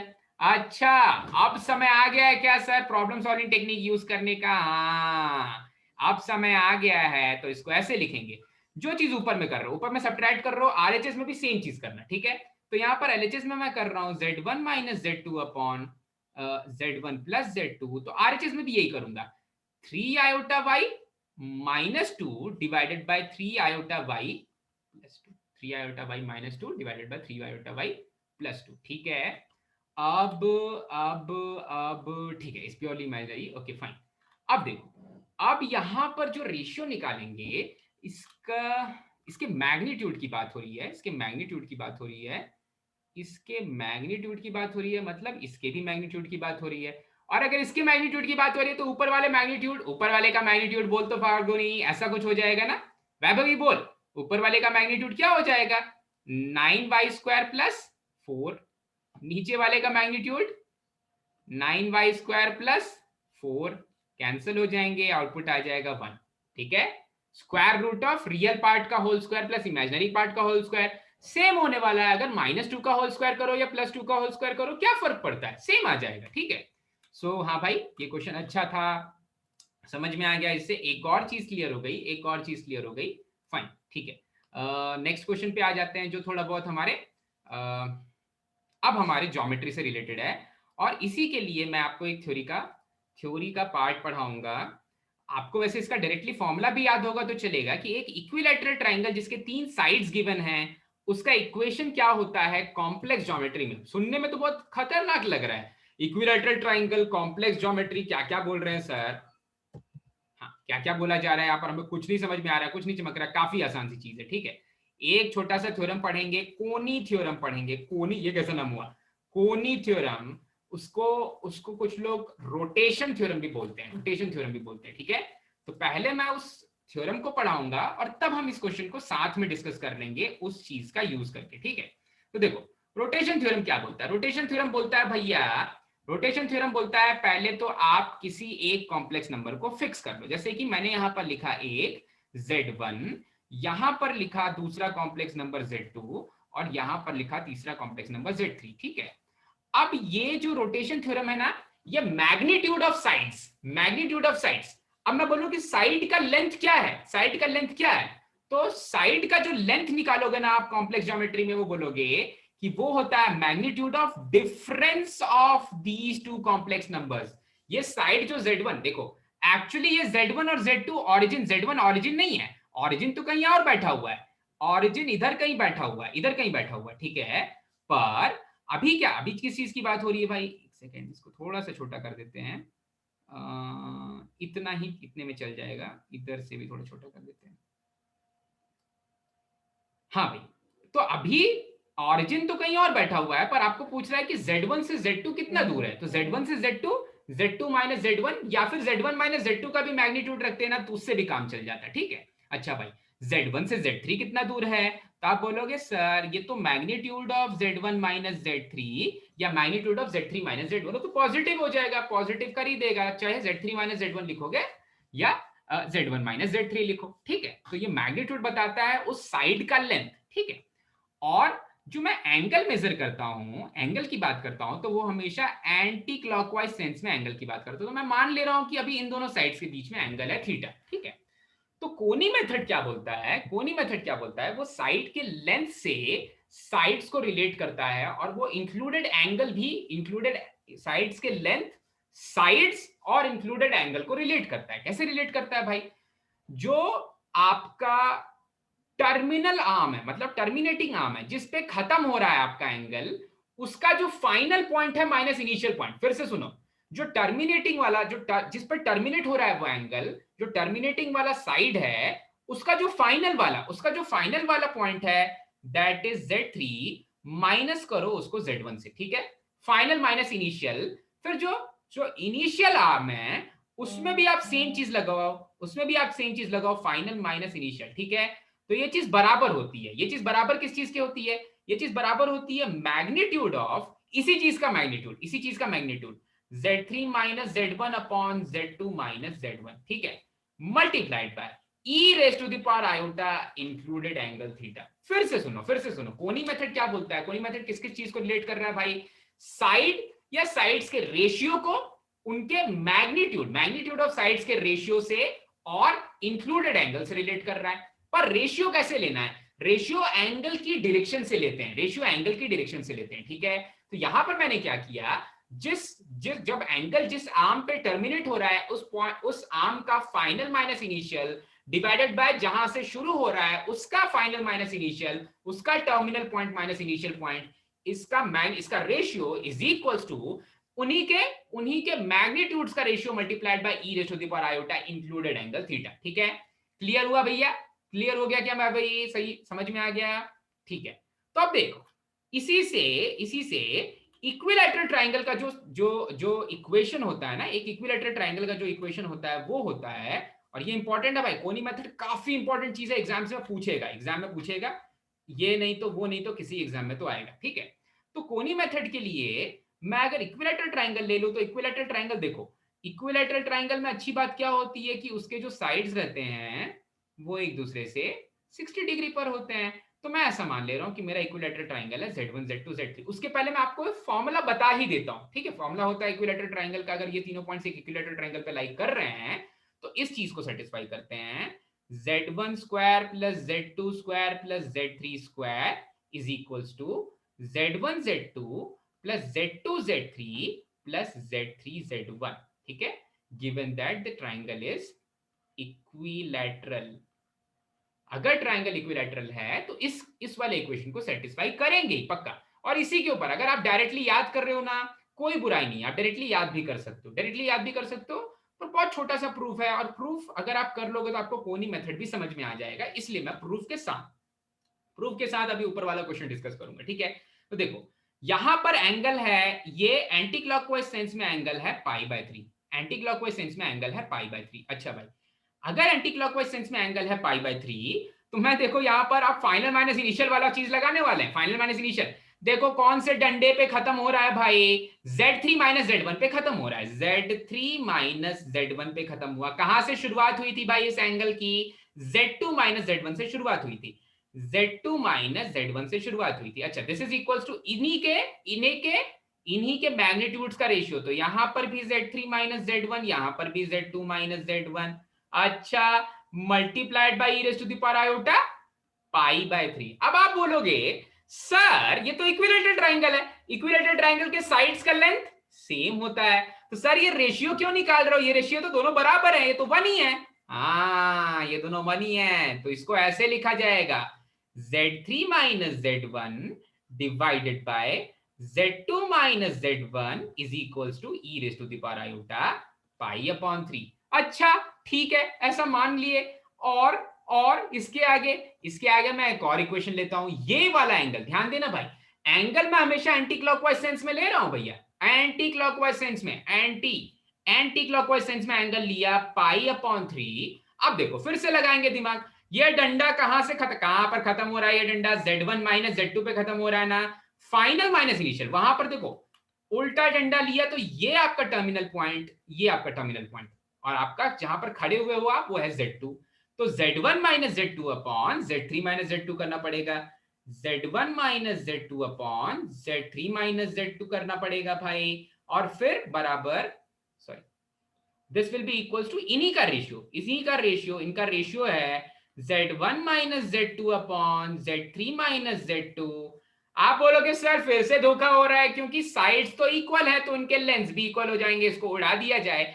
हाँ जो एंगल है वहां पर वो अभी भी पाई बाय 3 है, वो अभी भी पाई बाय 3 है, तो this is equivalent to Z1 minus Z2 divided by Z3 minus Z2 is equals to E raise to the power iota pi by 3। आप किसी का मन किया कि sir E raise to the power iota pi by 3 को भी cancel करने का एक मौका दो हमें, ठीक है, तुम्हें वो एक मौका मिल गया है। कैसे मिला वो एक मौका, अगर आप इन दोनों इक्वेशंस को ही डिवाइड कर दो, इन दोनों इक्वेशंस को ही डिवाइड कर दो तो मजा आ जाएगा भाई, ये जो ई है ना ये भी उड़ जाएगा, तो आपको मिलेगा Z3, देखो डिवाइड कर दिया मैंने, Z3 minus Z1 divided by Z2 minus Z1 multiplied by, ये वाली चीज पलट करके ऊपर चले जाएगी, पलट करके ऊपर चले जाएगी, so this will become Z3 minus Z2 divided bye Z1 minus Z2, और जब आप इनको मल्टीप्लाई करोगे ना तो इक्विलैटरल ट्रायंगल की कंडीशन मिल जाएगी, जिसको आपको आंख बंद करके रट लेना है भाई,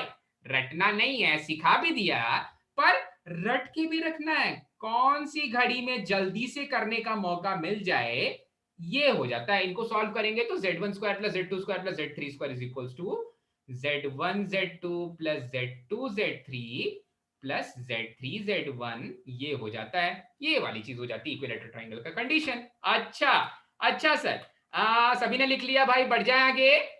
तो देखो ऊपर वाले को देखो, ऊपर वाले क्वेश्चन, अरे क्वेश्चन इधर भाग गया, इधर लेके आ जाते हैं क्वेश्चन को, अभी इधर लेके आ जाते हैं, घबराना नहीं है। हाँ क्वेश्चन तो भाग गया था, उसको हमने वापस ले आए, उस क्वेश्चन को वापस ले आया। अब अगर आप ध्यान दोगे तो यहां पर ओरिजिन है तीसरा पॉइंट, पहला पॉइंट Z1 है, दूसरा पॉइंट Z2 है, तीसरा पॉइंट 0 है, ठीक है, मतलब Z3 0 है।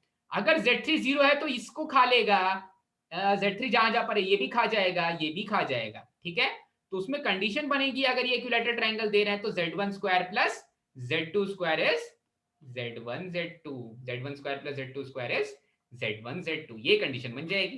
तो देखो तो पूछ क्या रहा है भाई, बोल रहा है बताओ Z1 square plus Z2 square क्या है, Z1 square plus Z2 square Z1 Z2 के बराबर है, ठीक है।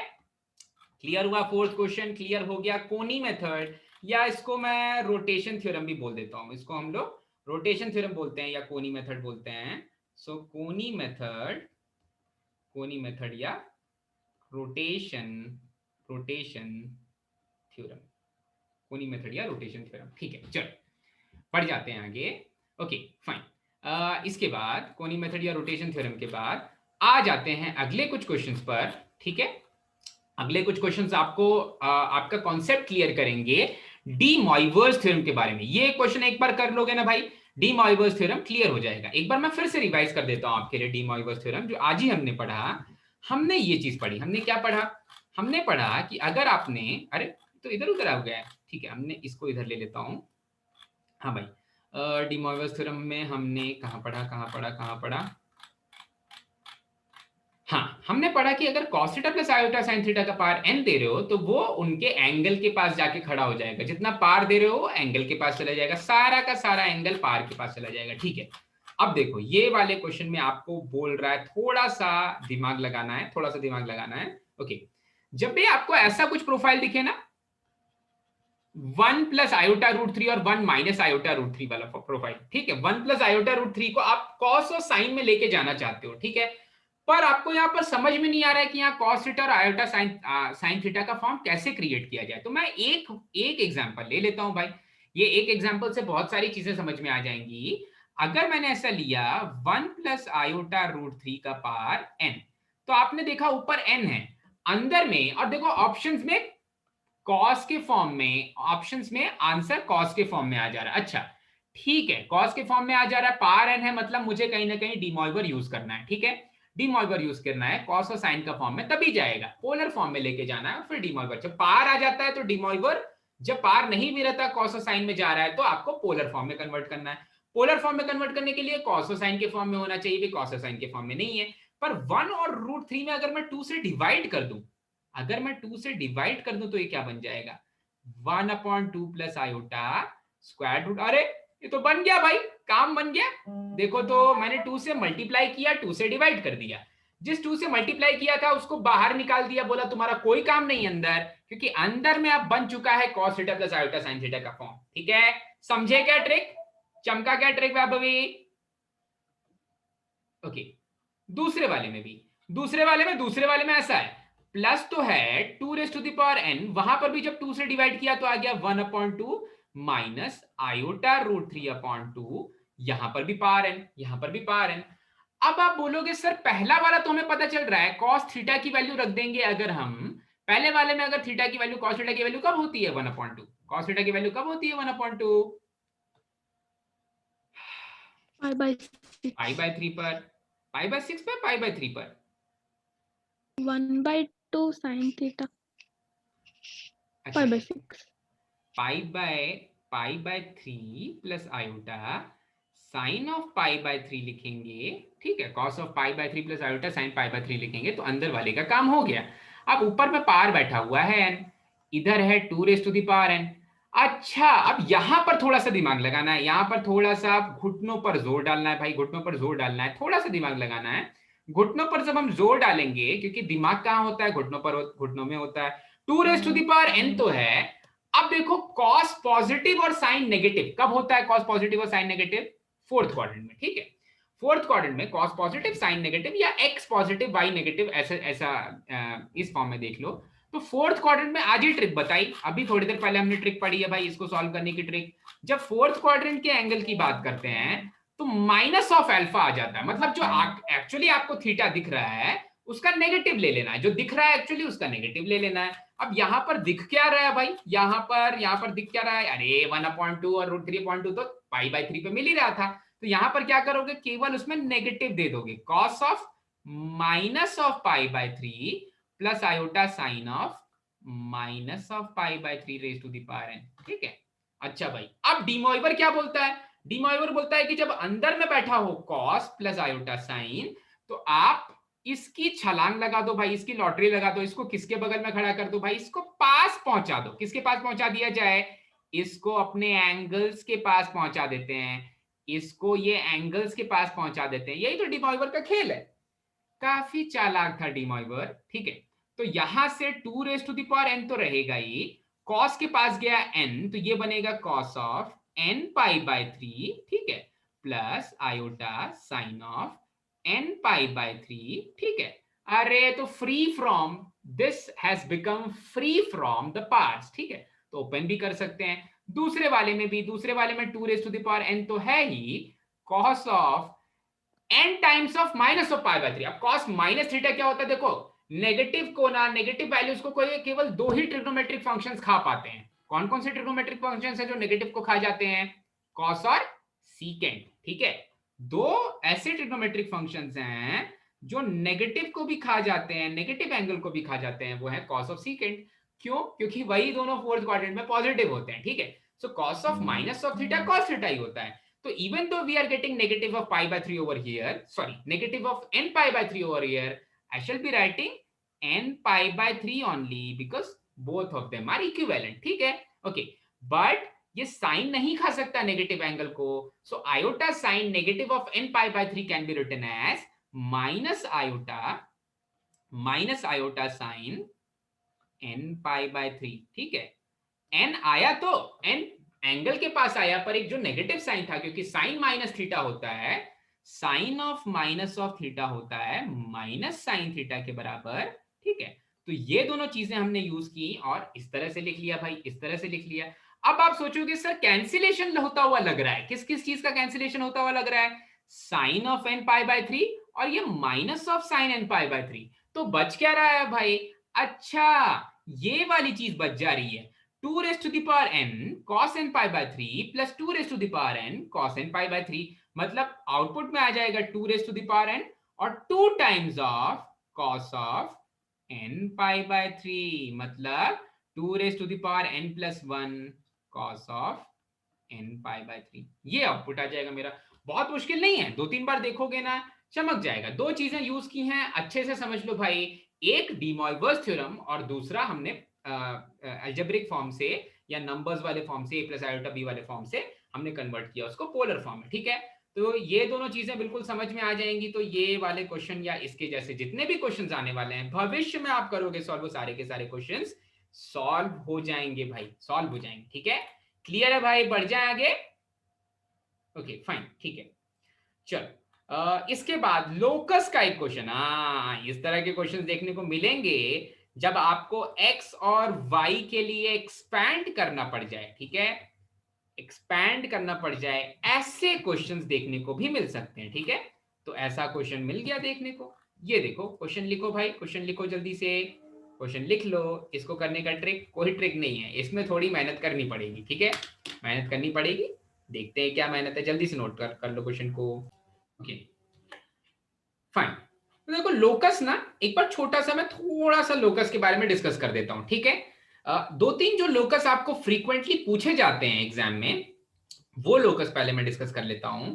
देखो अभी कभी कभी क्या होता है ना कि अगर मैं एक ऐसा लोकस का मतलब है कि एक वेरिएबल जो पॉइंट है, जो पॉइंट मूव कर रहा है मेरे कोई भी प्लेन में, रियल प्लेन या इमेजिनरी प्लेन, वो किन कॉन्स्टेंट से मूव कर रहा है, वो कौन सा पाथ ट्रेस कर रहा है, ठीक है। तो देखो अगर मैं एक कॉम्प्लेक्स नंबर ले लूं Z1 और दूसरा कोई कॉम्प्लेक्स नंबर ले लूं Z2, ठीक है, और मैंने ऐसा बोला कि एक ऐसा पॉइंट है जो Z1 से भी सेम डिस्टेंस पर है और Z2 से भी सेम डिस्टेंस पर है, ठीक है। पॉइंट है Z जैसे x वेरिएबल लेते हैं हम अलजेब्रिक आइडेंटिटी या अलजेब्रिक नंबर की नंबर्स के फैमिली में, वैसे ही कॉम्प्लेक्स नंबर की फैमिली में जो वेरिएबल जब रिप्रेजेंट करते हैं तो मोस्टली हम Z से रिप्रेजेंट करते हैं, ठीक है।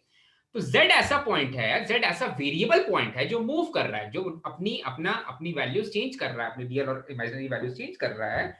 उसका जो डिस्टेंस है वो z1 से, उसका डिस्टेंस है वो z1 से भी सेम है और इसी z का डिस्टेंस z2 से भी सेम है, दोनों से सेम डिस्टेंस पे है। अच्छा दोनों से सेम डिस्टेंस पर है, तो सेम डिस्टेंस पर है इसलिए आप क्या लिखोगे सर, मॉडुलस लगा दें क्या? हाँ मॉडुलस लगाना पड़ेगा, सेम डिस्टेंस पर है, ठीक है। तो ये वाला जो लोकस होता है ना, ये वाला जो लोकस होता है, हम थोड़ा सा लोकस पढ़ ले रहे हैं यहीं पर, थोड़ा सा लोकस के बारे में डिस्कस कर ले रहे हैं, फिर हम ये क्वेश्चन उससे नहीं हो रहा है सॉल्व, पर अगर आ जाए तो उसके लिए तैयार है।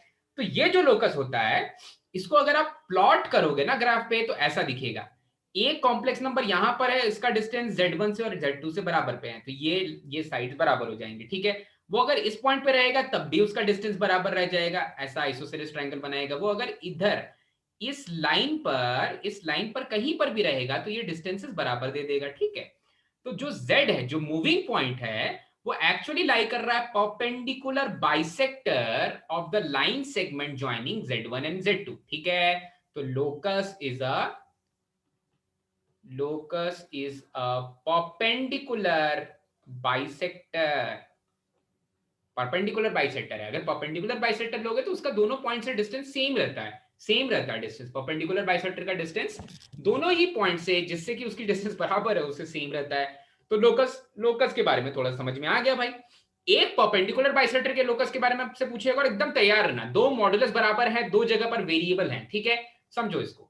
दो कांस्टेंट या दो फिक्स्ड कॉम्प्लेक्स नंबर्स दे दिए जाएं और आपको दो नहीं, आपको एक वेरिएबल पॉइंट दे दिया जाए और मैग्नीट्यूड आ जाए वहां पर, तो वो हमेशा एक परपेंडिकुलर बाइसेक्टर शो कर रहा है।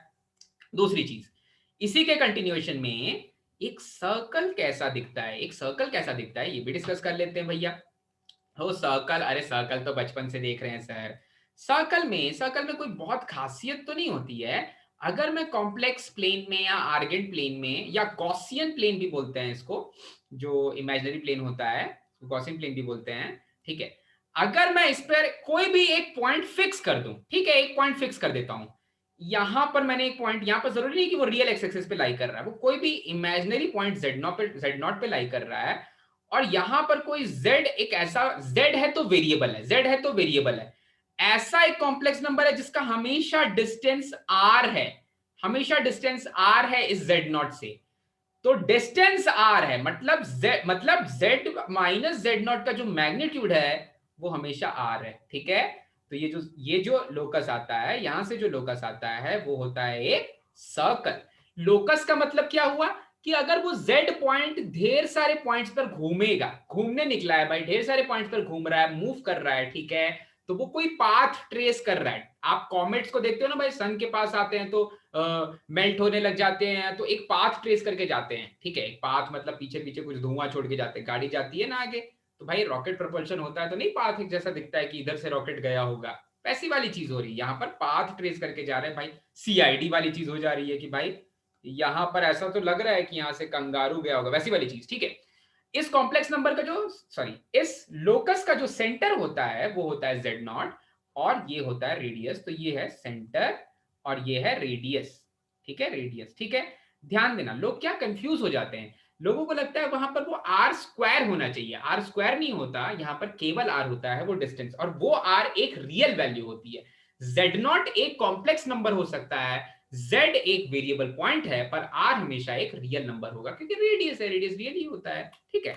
पर यहां पर ये दोनों लोकस की बात नहीं हो रही है। अब देखो यहां पर ये दोनों लोकस की बात इसलिए नहीं हो रही है क्योंकि उन्होंने आपको साफ साफ बोल दिया कि आप z को x प्लस आयोटा y ले लो, ठीक है। तो दो तीन तरह के क्वेश्चन आ जाएंगे, एक तो आपको मॉडुलस के बेसिस पर लोकस पूछेगा, तो उस तरह से जिस तरह से अभी मैंने बताया उस तरह से आपको लोकस फाइंड करना है, और अगर मॉडुलस पे बेस्ड क्वेश्चंस नहीं पूछ रहा है तो आपको डायरेक्टली z की वैल्यू सब्स्टिट्यूट करनी है, आपको सेम z की वैल्यू रख देनी है, z की value x plus iota y रख देनी है वहां पर, ठीक है। रख के देखते हैं भाई, z plus 2 iota 2z plus iota, ठीक है, ये क्वेश्चन में पूछ रहा है।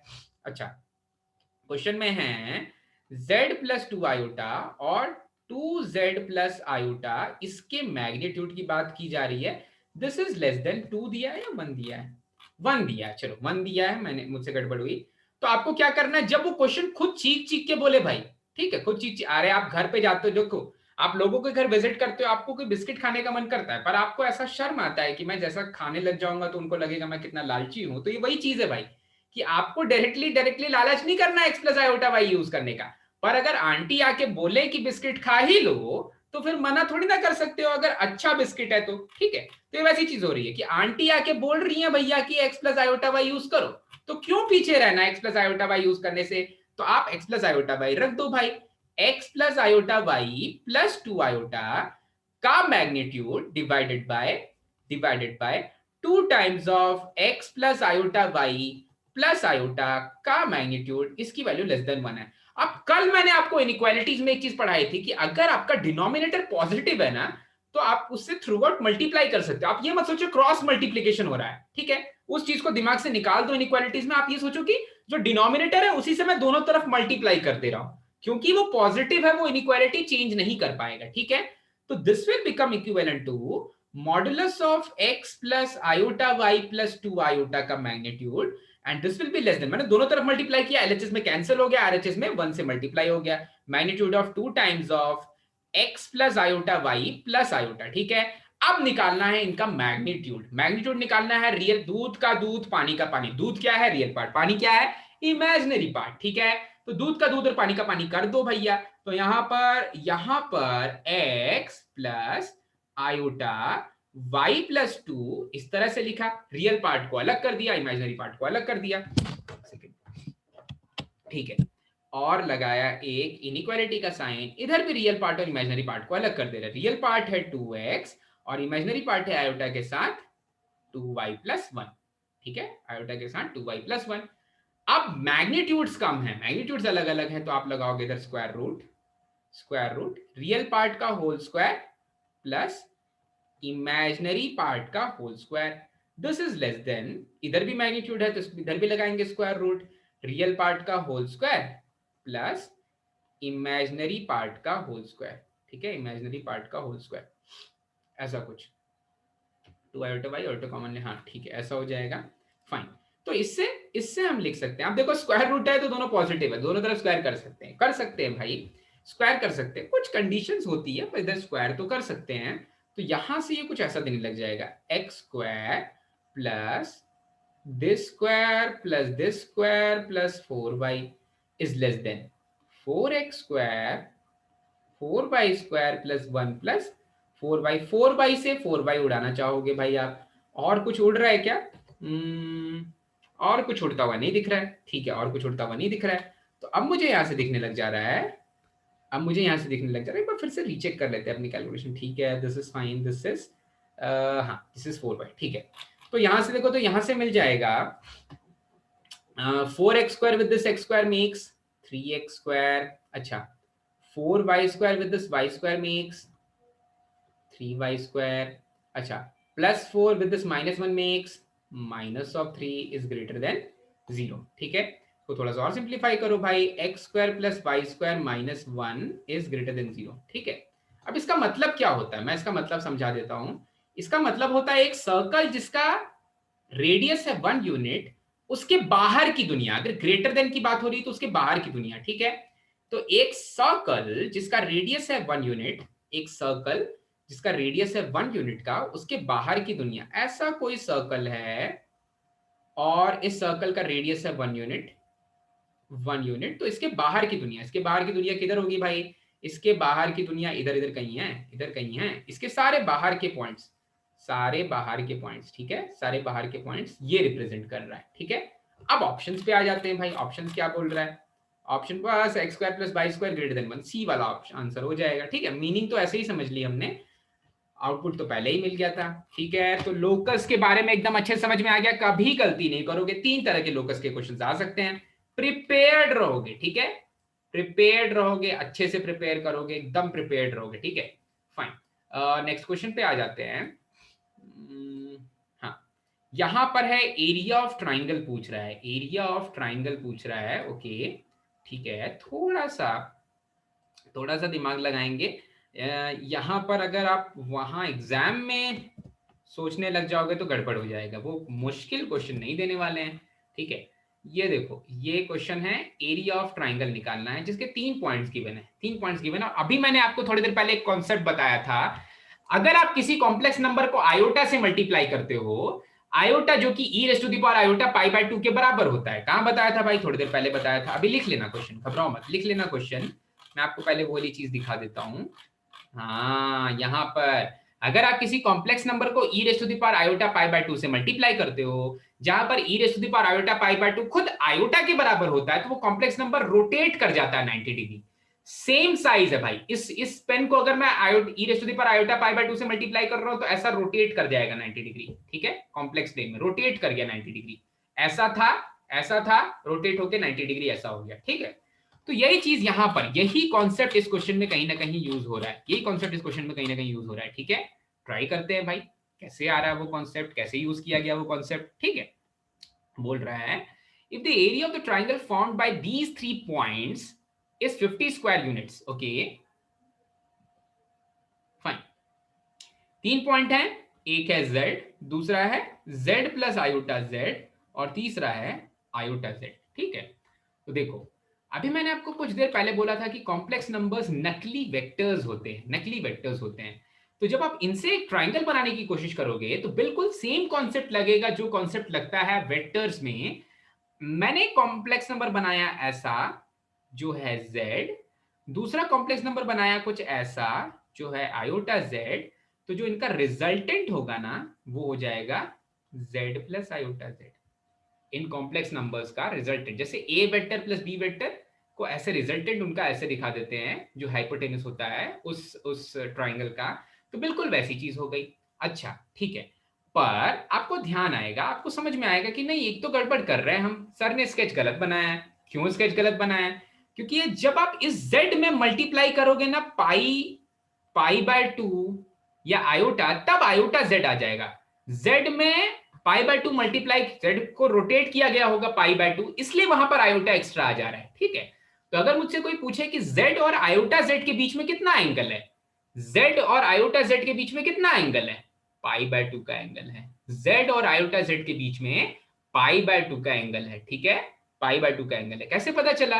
क्योंकि z को जब मैंने आयोटा से मल्टीप्लाई किया होगा, ये मेरा z है, इसको आयोटा से मल्टीप्लाई किया गया तो ये रोटेट हो गया, तो ये बना दिया आयोटा z, ठीक है, इधर था z, आयोटा z बना दिया। अच्छा, तो क्या ये एक राइट एंगल ट्राइंगल है? हाँ, ये एक राइट एंगल ट्राइंगल है, और राइट एंगल ट्राइंगल का ये है मेरा हाइपोटेनस, सॉरी ये तो मेरा हाइपोटेनस है, ये परपेंडिकुलर है और ये बेस है, ये परपेंडिकुलर और ये बेस है, तो एरिया निकालोगे राइट एंगल ट्राइंगल का तो क्या हो जाएगा? Half into length, magnitude of वो बेस का मैग्नीट्यूड मॉडुलस ऑफ z है, और मैग्नीट्यूड ऑफ आयोटा z, ठीक है, जो जो परपेंडिकुलर है उसका भी मैग्नीट्यूड तो आयोटा z है, और इसकी वैल्यू गिवन है 50 के बराबर, शायद इसकी वैल्यू गिवन है 50 के बराबर, ठीक है, 50 के बराबर। इसका मतलब मैग्नीट्यूड ऑफ z, और देखो आयोटा z का मतलब ना जो मॉडुलस होता है ना वो डिस्ट्रीब्यूट हो जाता है, मल्टीप्लीकेशन और डिवीजन में मॉडुलस डिस्ट्रीब्यूट हो जाता है, तो आयोटा मल्टीप्लाइड बाय z है ना, तो उसको ऐसा लिख सकते हैं, मॉडुलस डिस्ट्रीब्यूट हो जाता है मल्टीप्लीकेशन और डिवीजन में, तो यहां पर लिखा मॉडुलस ऑफ आयोटा और modulus of z is equals to 100। अब मॉडुलस का मतलब क्या होता है? मॉडुलस का मतलब होता है कि वो कॉम्प्लेक्स नंबर कितना दूर रखा हुआ है ओरिजिन से, तो मॉडुलस ऑफ z का मतलब, मॉडुलस ऑफ आयोटा का मतलब क्या हो जाएगा कि वो कॉम्प्लेक्स नंबर 0+1 आयोटा कितना दूर रखा हुआ है ओरिजिन से, 1 यूनिट दूर है ओरिजिन से भाई, और आप निकाल भी सकते हो, this is square root of 0 square plus 1 square, that is 1, ठीक है। तो एक्चुअली बचा क्या भाई? मॉडुलस ऑफ z का होल स्क्वायर, इसकी वैल्यू 100 के बराबर है, मॉडुलस ऑफ z का होल स्क्वायर इसकी वैल्यू 100 के बराबर है, इसका मतलब मॉडुलस ऑफ z खुद 10 के बराबर होगा, मॉडुलस ऑफ z खुद 10 के बराबर आ जाएगा, ठीक है। आसान क्वेश्चन था, बहुत कॉम्प्लेक्स नहीं था, समझ में आ गया होगा। रोटेशन वाली चीज पर बेस्ड था ये क्वेश्चन, ठीक है। चल, ये वाला कॉन्सेप्ट भी क्लियर हुआ भाई, ठीक है। धीरे धीरे आगे बढ़ते हैं। हाँ, रियल पार्ट और इमेजिनरी पार्ट का तो कोई क्वेश्चन किया ही नहीं अभी तक, तो अब रियल पार्ट और इमेजिनरी पार्ट पे बेस्ड एक क्वेश्चन करते हैं। अच्छा क्वेश्चन है ये, इससे आपको जो मैंने सबसे पहली चीज बताई कि 2 times of real part is z plus z का कॉन्जुगेट, वो वाली चीज कहीं ना कहीं यहां पर आपको क्रिएट करके दिखाई जा रही है भाई, ठीक है। ये वाला क्वेश्चन जल्दी से लिख लो, ट्राई करते हैं, और ट्रिक भी बताते हैं इस क्वेश्चन का। ट्रिक क्या है इस क्वेश्चन का?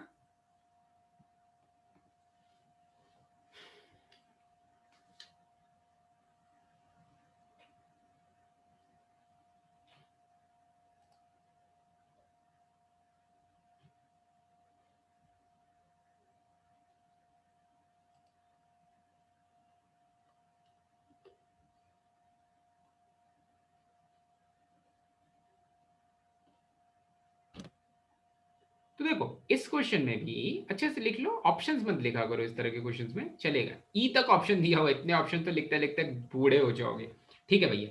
तो अभी मैं समझाता हूं कि जो प्रॉब्लम सॉल्विंग टेक्निक है उसमें ये क्या है, इसमें क्या है, और इस तरह के बहुत सारे क्वेश्चंस में लगेगी ये टेक्निक,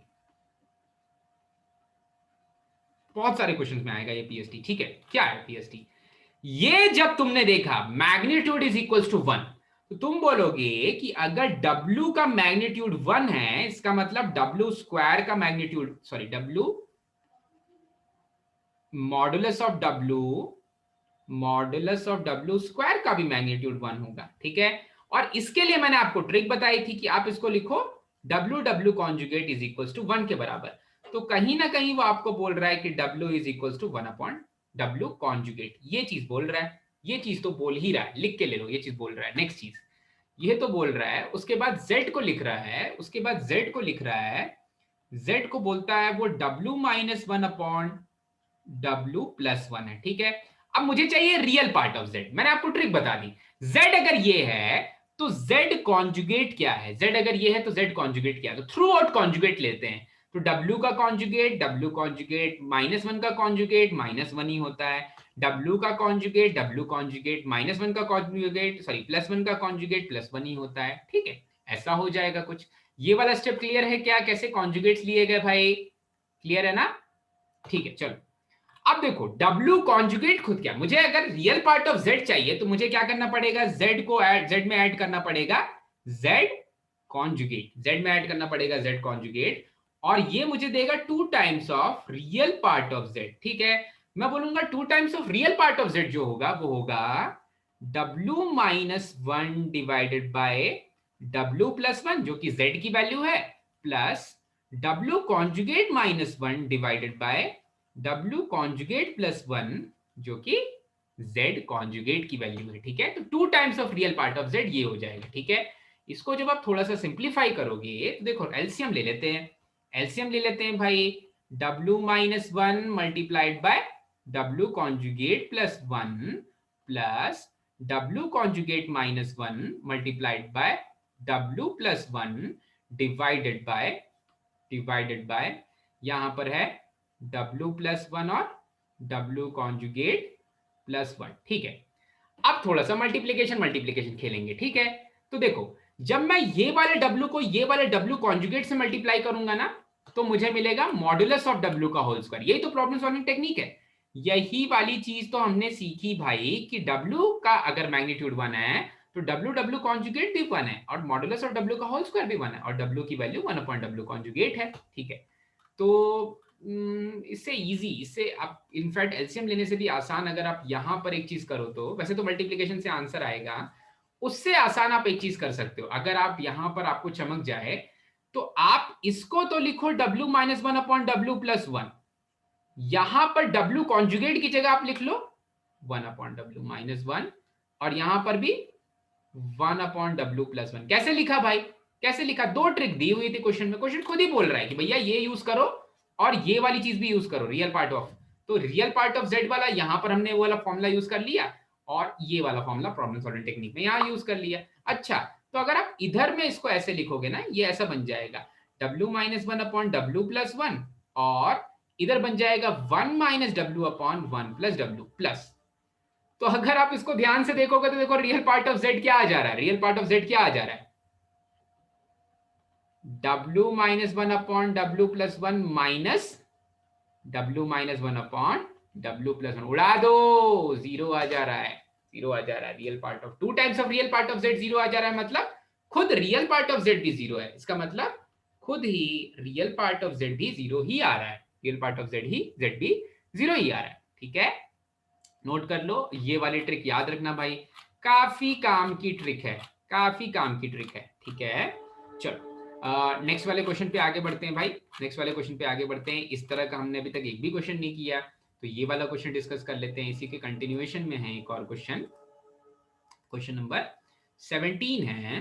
हाँ, ये वाला क्वेश्चन बोल रहा है कि ये फाइन, ठीक है, यहां पर जो क्वेश्चन है वो ये बोल रहा है, ये चीज गिवन है, ये चीज गिवन है, तो आप बताओ मैं z को क्या लेके चलूं, ये कौन से क्वेश्चन पर किस ओर इशारा कर रहा है, क्या है इसके इशारे?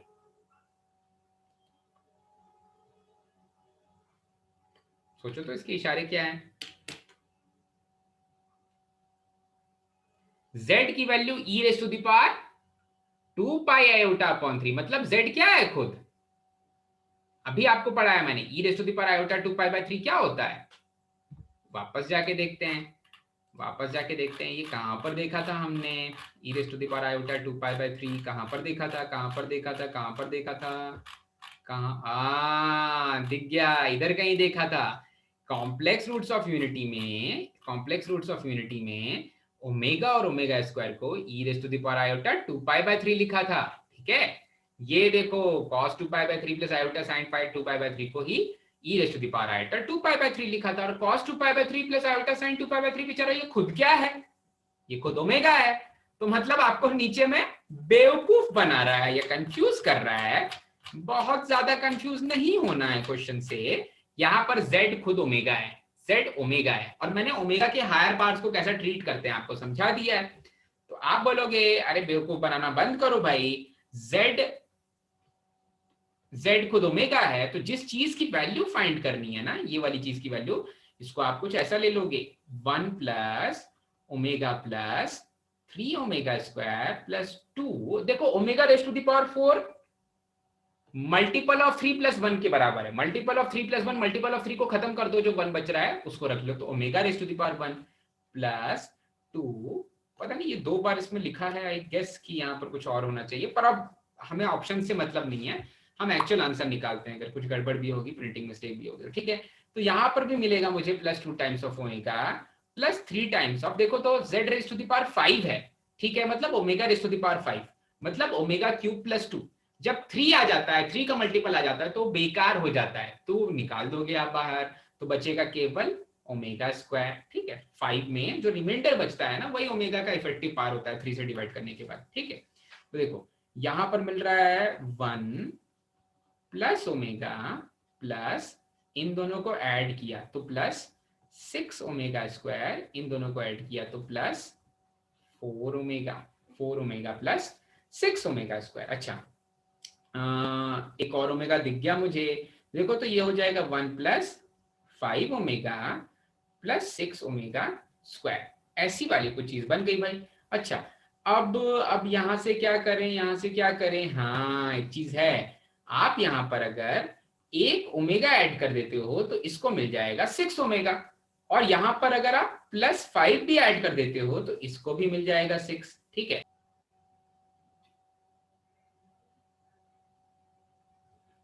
ओके, ठीक है, गड़बड़ हो गया था थोड़ा सा, चलो ठीक है, फाइन। अच्छा भाई देखो यहाँ पर मैं क्या क्रिएट करना चाहता हूँ, मैं ना 1 प्लस ओमेगा स्क्वायर क्रिएट करना चाहता हूँ। ऐसा क्यों, इसका फायदा क्या होगा भाई, इसका फायदा ये हो जाएगा कि उससे मिलेगा आपको लड्डू।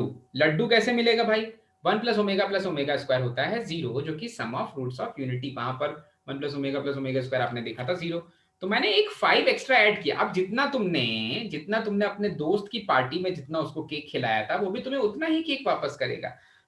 अगर आपने ओमेगा +5 किया है तो माइनस ओमेगा -5 भी करना पड़ेगा। अच्छा, तो देखो पहला वाला मसाला जो है ना, ये सब मसाला, इन सब मसाले को मिला के क्या बन रहा है, ये मसाले हमने क्यों मिलाए एक साथ, इसलिए मिला है क्योंकि इन मसालों से हमें मिल रहा है ये 6 plus 6 omega plus 6 omega square minus omega -5, ठीक है। यहां से आउटपुट मिल जाएगा, यहां से आउटपुट मिल जाएगा 6 times of 1 plus omega square minus omega -5, ये तो होता है 0, मतलब जो आंसर आएगा वो आएगा माइनस ऑफ ओमेगा प्लस 5, ठीक है। तो आप इनमें से कोई ऑप्शन मैच नहीं कर रहा है इसलिए क्योंकि यहाँ पर ना ये दोनों चीजें सेम नहीं होनी चाहिए, यहाँ पर कुछ और होता, ये 2z क्यूब होता शायद, तो कुछ अलग होता, स्क्वायर है तो शायद यहाँ क्यूब होना चाहिए था, पर हमने 4 के लिए सॉल्व कर लिया, ठीक है, चलो कोई बात नहीं, 4 के लिए सॉल्व कर लिया, 4 के लिए यही आंसर आने वाला है, ठीक है, नोट डाउन कर लिया भाई। अच्छा, इसका फाइनल आउटपुट ये नहीं होगा, ओमेगा को हमने क्या लिया था, e raise to the power iota 2π/3, तो e raise to the power iota 2π/3 divided by 5, ऐसा कुछ आंसर आ जाएगा भाई, ऐसा आंसर आ जाएगा, ठीक है, क्लियर हो गया भाई। चलो अब एक और क्वेश्चन जिसमें प्योरली ट्रिग्नोमेट्री का एप्लीकेशन होगा, वो क्वेश्चन डिस्कस कर लेते हैं। ट्रिग्नोमेट्री के एप्लीकेशन से रिलेटेड ये क्वेश्चन देखो, इसमें से इससे भी क्या क्या चीजें सीखने को मिल सकती हैं, अभी क्या क्या चीजें सीखने को मिलेंगी। स्मॉलेस्ट पॉजिटिव इंटीग्रल वैल्यू, हाँ ये काफी काम की चीज है, तो आ जाते हैं इस क्वेश्चन पर। हाँ भाई ठीक है, the smallest positive integral value of n such that this is purely imaginary is, this is purely imaginary, मतलब इसका रियल पार्ट 0 होने वाला है, रियल पार्ट 0 होने वाला है, तो इसको सॉल्व कैसे किया जाए, इसको सॉल्व कैसे किया जाए। अच्छा भाई ठीक है, कोई बात नहीं। अब आप अभी तक एक चीज ध्यान नहीं दिए होगे, मैंने चालाकी से जब भी मैं रियल पार्ट की बात करता था तो मैं कॉस की बात करता था, और जब भी मैं इमेजिनरी पार्ट की बात करता था वहां पर साइन थीटा का वैल्यू आता था। यहां पर उल्टा हो रहा है, यहां पर रियल पार्ट की जगह पर साइन है और इमेजिनरी की जगह कॉस है, मतलब यहां पर ना डी मॉइवर या बाकी चीजें यहां पर यूज एप्लीकेबल नहीं हो रही है, यहां पर कुछ तो गड़बड़ है, कुछ तो गड़बड़ है। क्या गड़बड़ है, इसको कैसे लिखा जाए, इसको क्या दूसरे फॉर्म में लिख सकते हैं क्या। हाँ, मैं चाहता हूं कि रियल पार्ट की जगह पर कॉस आ जाए और इमेजिनरी पार्ट की जगह साइन आ जाए, तो क्या कॉस थीटा और साइन थीटा एक दूसरे में इंटरचेंज हो सकते हैं। हाँ हो सकते हैं, कौन से फॉर्मूले से, कॉस ऑफ 90 माइनस थीटा, ये होता है साइन ऑफ 3π/8, और कॉस ऑफ, सॉरी, ये होता है sine of π/8, cos 90 minus theta is sine of π/8, sine of π/8, और यहां पर cos ऑफ सॉरी उल्टा, sine of 90 minus theta is cos of pi by 8, sine of 90 minus theta is cos of pi by 8. This is cos of pi by 8. ठीक है, ये दोनों फॉर्मूले use करेंगे और इसका फायदा क्या होगा देखना। जो साइन ऑफ पाई बाय 8 है उसको आप cos of 90 minus pi by 8 लिख सकते हो, मतलब cos ऑफ 3 पाई बाय 8 लिख सकते हो। और जो cos ऑफ पाई बाय 8 है उसको आप साइन ऑफ 3 पाई बाय 8 लिख सकते हो। तो जो पूरा मसाला है वो कैसे चेंज होने वाला है।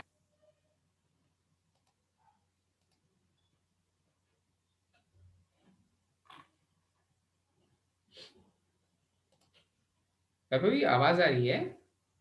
हाँ आ रही है, ठीक है, आ रही है। ओके फाइन, ठीक है, थोड़ा सा स्लो चल रहा है ये।